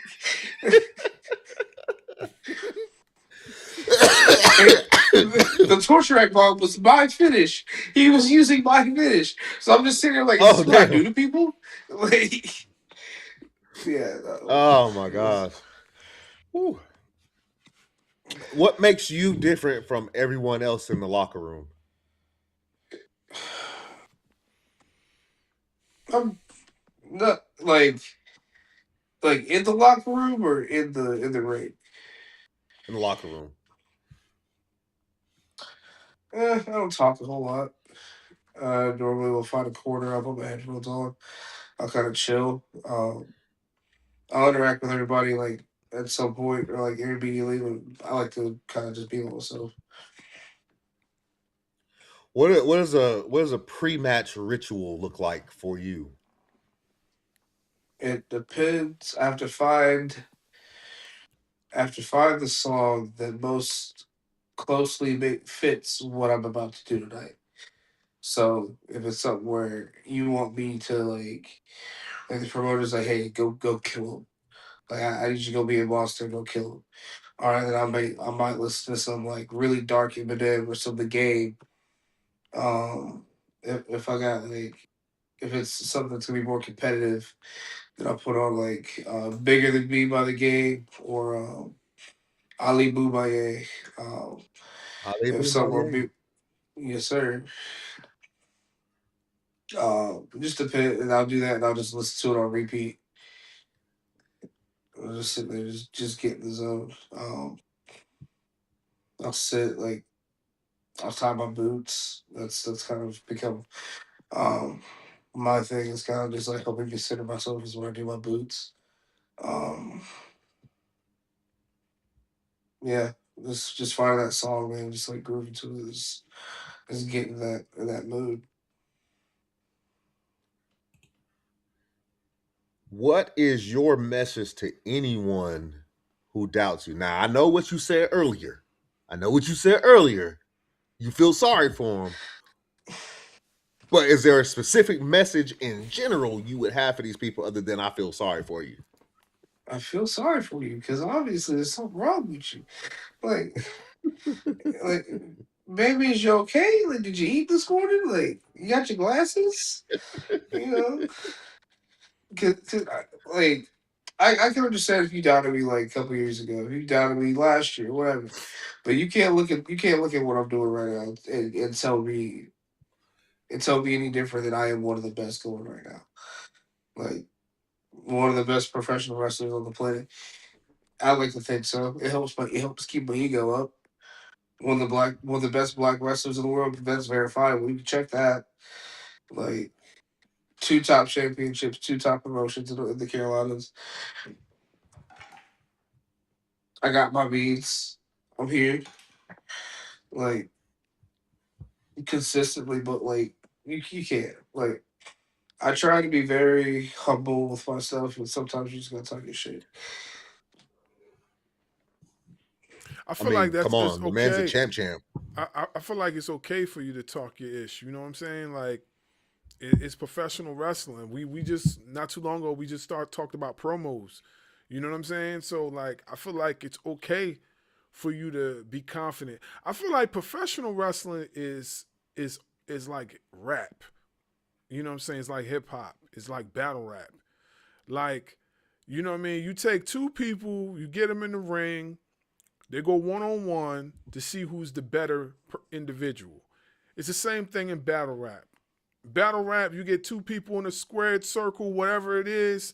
You got a whole bunch of other people, audience wise, around you, and you start kicking rhymes, and whoever's the best one, as far as the insults, the verbal aggression, is usually the victor. It's the same thing in professional wrestling. You know what I mean? So I feel like it's okay for you to feel that way. You know what I'm saying? Especially considering the fact that you got two belts to prove it. You know what I'm saying? So I I don't think it's I don't think it's so much about humility. You know what I'm saying? You can be humble all day, but in a sport where like, you gotta talk that talk to walk that walk, man, I feel like it's okay. You know what I mean? Talk your ish. So, with that being said, is there a specific wrestler out there today that you want to talk your shit to?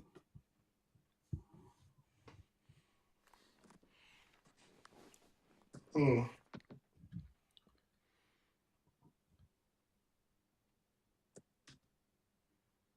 can't think about anybody right now.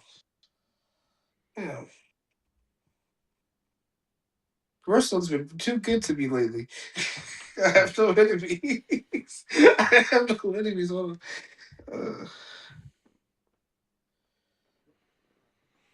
Damn, I got nothing. I gotta figure one for me. Okay. So we know this man is a heel, and we know he lives in Minnesota. And I Oh my know god. I done Not said his Frontman name. John. I know I done said his name a couple times. Man, you keep saying this, man, he's gonna appear. He's gonna Hey, appear on it's some like Joe Beetlejuice Hendry. shit. He's like, well, he's about to pop out this bitch like candy, man. Hey, How's it we trying going? to get Like, we trying to get you back on there with on Asha. You know what I'm saying? Maybe you can hey, go man. because you know him and Darius Lockhart got their own program going right now. So maybe Darius can bring you up as like his muscle. You know what I'm saying? Like you got a problem with me. This is my muscle. You got to deal with him. Mm-hmm. I think we lost him. Yeah, I don't know. Yeah, something happened with the phone, or whatever. He'll be back. Yeah, I'm gonna do that video as soon as we done this. I'm gonna do that video real quick before I take it down, because I definitely gotta take it down. And while I'm sitting here, I know people that I said that at the end of every show I was gonna be doing these Black History facts, and I fell off after the Black History Month show that we had, but I'm gonna bring it back today.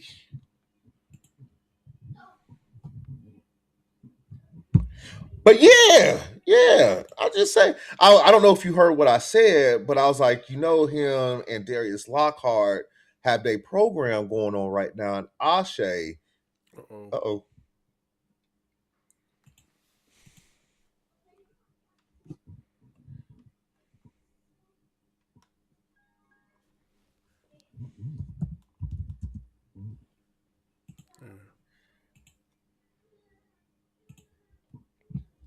Okay. Go ahead, bro. But with him and Darius Lockhart having a program going on, you know, he could use you as his muscle, as Lockhart can use you as his muscle. And he can come out and cut a promos like, front man, if you want to finish dealing with me, you got to deal with the muscle.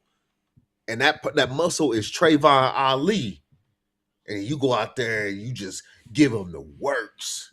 And then that also opens up a program between you and Frontman. And you can make fun of Minnesota. Yeah, because fuck Minnesota.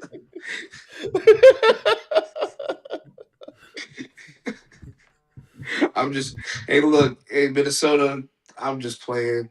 I do actually like the state and all your letters. You got yeah, I got no smoke for me, Minnesota. But that front man drama, I gotta do something about him. Yeah. He actually was the problem this whole time. Like, I've got nothing against Minnesota. It's all front man job. Oh. Him and his Karate Kid ass bandana. Uh-oh. Oh. Did I tap into something? I'm a professional pot stirrer. Professional pot stirrer. Come on, Ashe, So, book your boy. Book the Black Diamond. Come on. would you be willing? Let's say he comes to one of your promotions and wants a shot at one of your belts. Would you be willing to give him a shot at one of your titles? Oh yeah, I'll give a shot at both of them. You hear that, front man? I know you I'll done put been on both the of them show. up. You done been on the show. You done talked a lot of ish on Darius Lockhart. Trey Von Ali done called you out, bruh. What you gonna do? I got two of them over here. I'm just chilling right now. You gotta wait till the smoke signals get to them because we live in Minnesota. The motherfuckers got electricity. They got like igloos and huskies and shit, and like a football field. That's all that's in Minnesota: huskies, igloos, and a football field. That's it, and it's all covered in snow.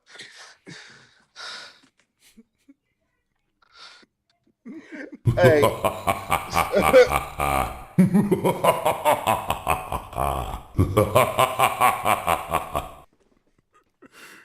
Shout out to our bro. Shout out to our bro, light skinned Gaijin. He's a fellow Minnesotian too. Hey, sucks for he him. said it's nothing against the people. It's just that one person. Yeah, and Minnesota has a geographical location. It's always cold there. I've never hear of it get hot there. Look at Brock. Does he look like he was ever shown warmth? Sorry, that came from the stomach right there. Does it look like he was ever shown warmth, bro? No, it doesn't. Well, he constantly cold as shit.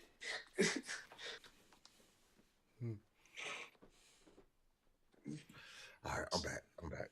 That's why his voice so damn high. Dang, he do got a high voice, bro.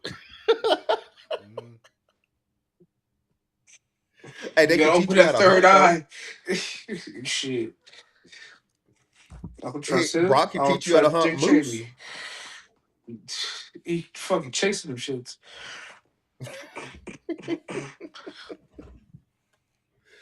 Oh, bro. He said, "You want to see the F5 booth?"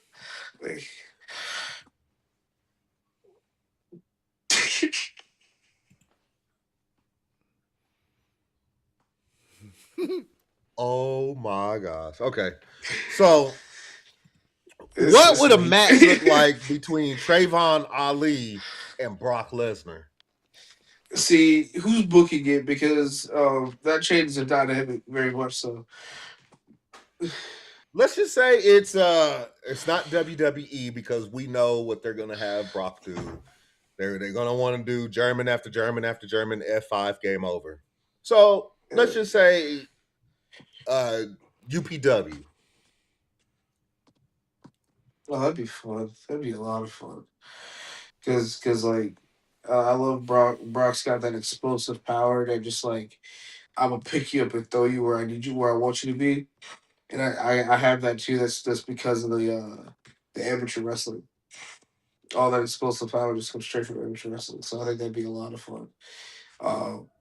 He definitely teach me some stuff. But no, that's gonna be a power game. Yeah, I'm gonna have to die on him a few times. And then I have to shoot him. Then I dive on him again, and then he'll kick out at one. Yeah, that's gonna be fun. Then I hit him with my car. Yeah. Your car? Yeah. I drive a Tahoe, so I think that'll put him down for at least a 2. Yeah, I think he said at least 2, bro. Yeah, I was gonna say a falsie, but I don't know if he was gonna go for that. Whew, this has been fun. As we wind down, finish the sentence. Trey Von Ali is The best. Money. Not signed yet. The Black Diamond. Champ. double champ. If you could see yourself in any promotion, what promotion would that be? I really want to go to Japan and wrestle in New Japan. I have to before I go. Obviously, AW, WWE are both excellent places, but I really want to wrestle Japan. Like, if I go nowhere else, if I can wrestle Japan, I'll be happy. Does it have to be New Japan or can it be any of the promotions? New Japan, All Japan, Noah, DDT. I'll wrestle the Bulldog. No, I just want to wrestle in Japan. Because I think Odyssey is in all Japan, right? Mm-hmm. Yeah, we done had Odyssey on the show too. You know, Yeah. and there's one thing that he says is that he said that he absolutely loves Japan and he cannot see himself wrestling anywhere else. Mm-hmm. I'm sure it's so nice. Yeah, that's the entire geological territory of Japan. What is the ultimate goal for Trey Von Ali? I want to be able to make this a living, make this my primary job, and not have to worry about be able to live comfortably. Whether that means I'm grinding on the indies until I retire, whether I get a contract, I just want to be able to make this my living. And that leads into what is the legacy that you are trying to leave? Just want to leave the place better than I found it. That's everybody's goal. I want to make sure that when I leave, everybody, that everybody's like trained was a benefit to this. Leave a legacy of kids who are gonna do way better than I ever did. Um, you know, um, just leave it better than I found it. I got a couple more. What keeps you going when things get tough? The love of professional wrestling. Like it's been a little bit more difficult like lately, but I'm good now.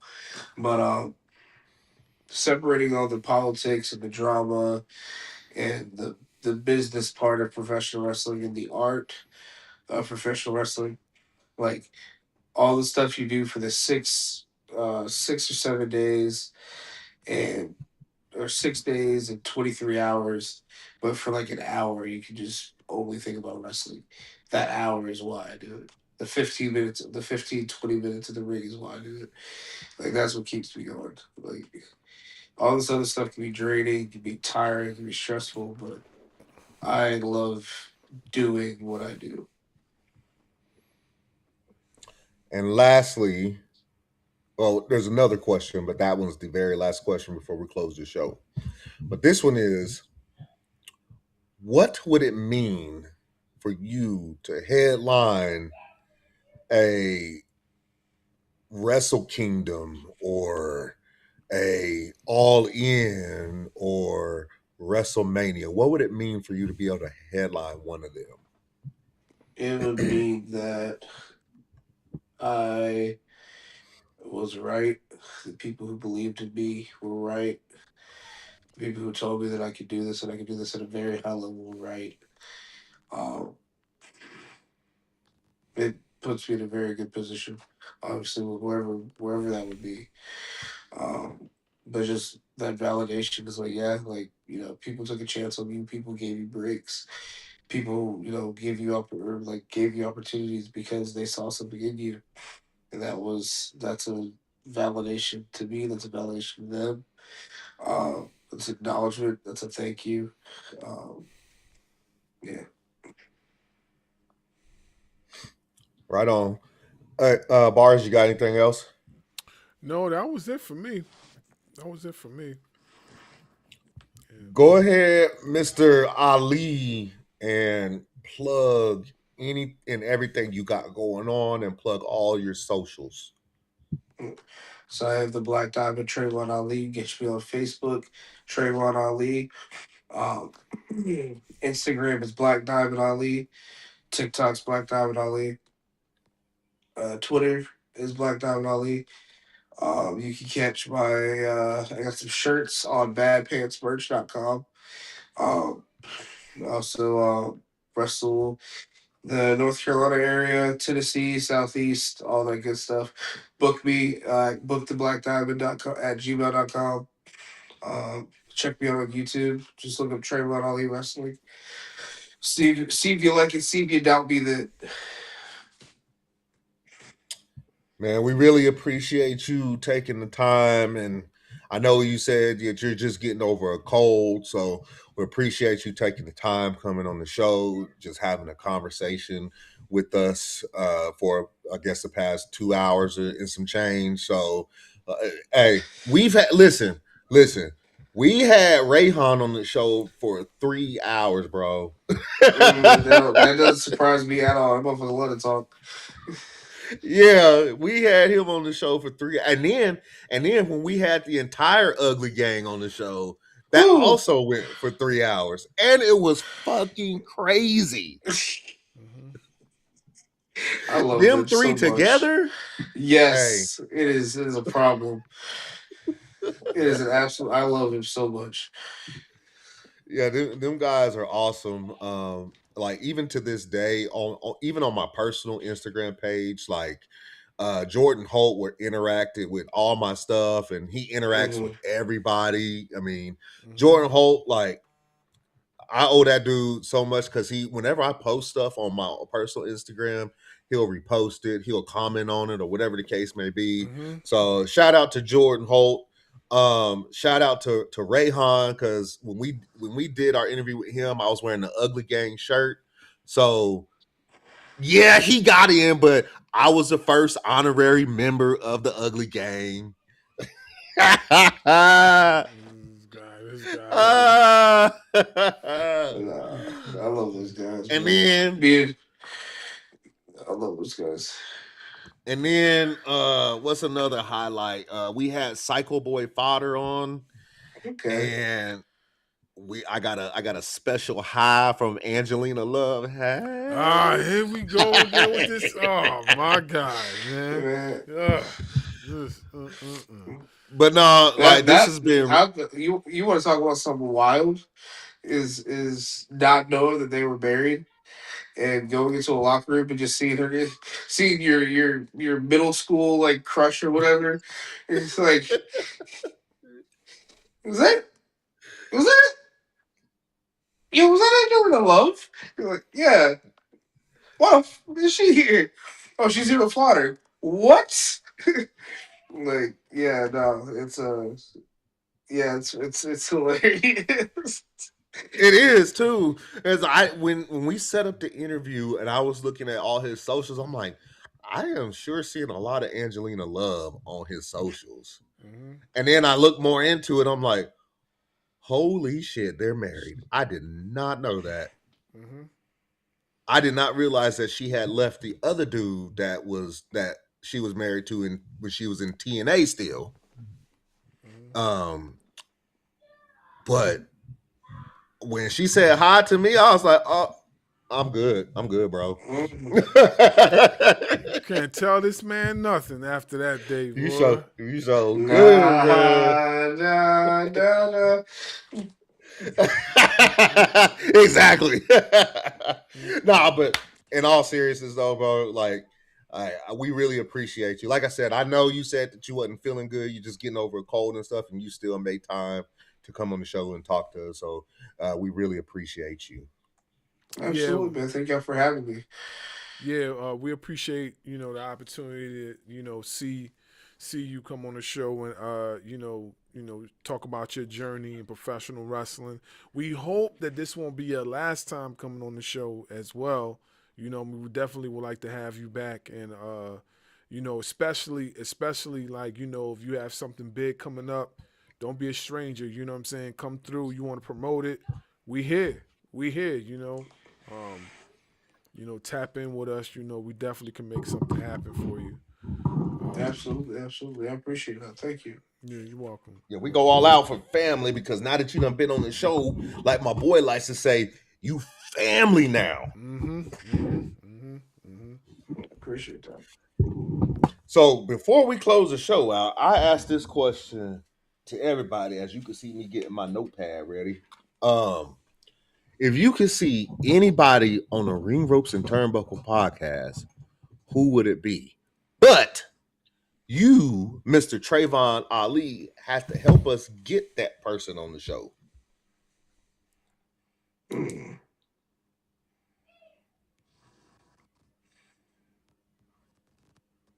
So yeah, either Jacoby Henry or Tim.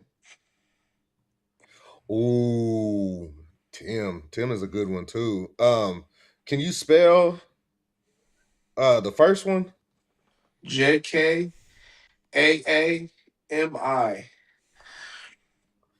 Henry. Mm-hmm. Okay.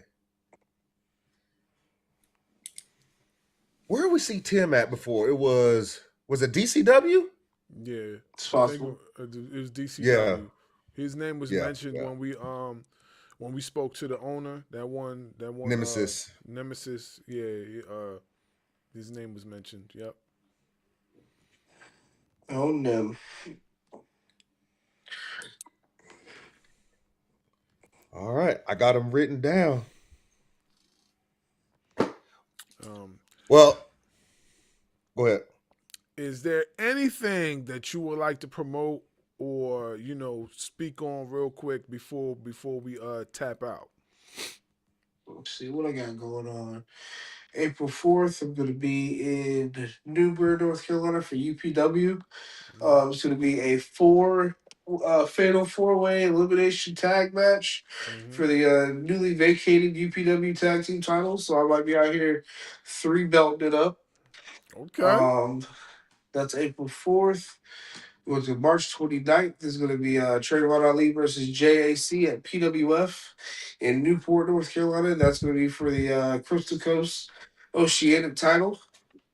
What's not going on? I just got so many dates, man. We'll be heading down to Ashe this weekend. Go check that out. April 11th, we've got ACW. So we face off with Jack Tatum before our title match. That's gonna be in Southern Pines, North Carolina. And that's as far as I'm going right now. That's as far as my head's at right now. Okay. Yeah. That's what's up. Definitely, if there's anything that you'll want to tap in with us with, any of those dates, just let us know. We definitely will tap in. We definitely will review and all that good stuff, So just keep us posted. We'll definitely appreciate it. So, Appreciate you. with that being said, we got Trey Von Ali in the building. The Black Diamond. Double champ. Make sure you put the stank on it. Double champ. You know what I mean? And it's your boy over there, the Southern King. It's Ring Ropes and Turnbuckle Podcast. We'll be back again with another one. Sayonara.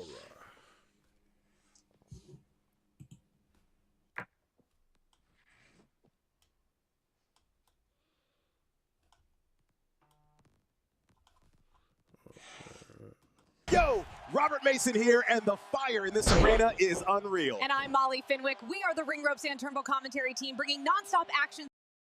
And that wraps up another explosive edition of the podcast. Join us next week as the road to the championship continues.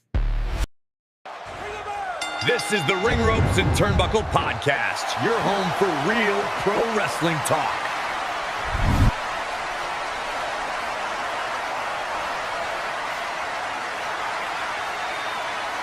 Make sure you hit that subscribe button. Yeah, we the champs. Thanks for listening. We gone.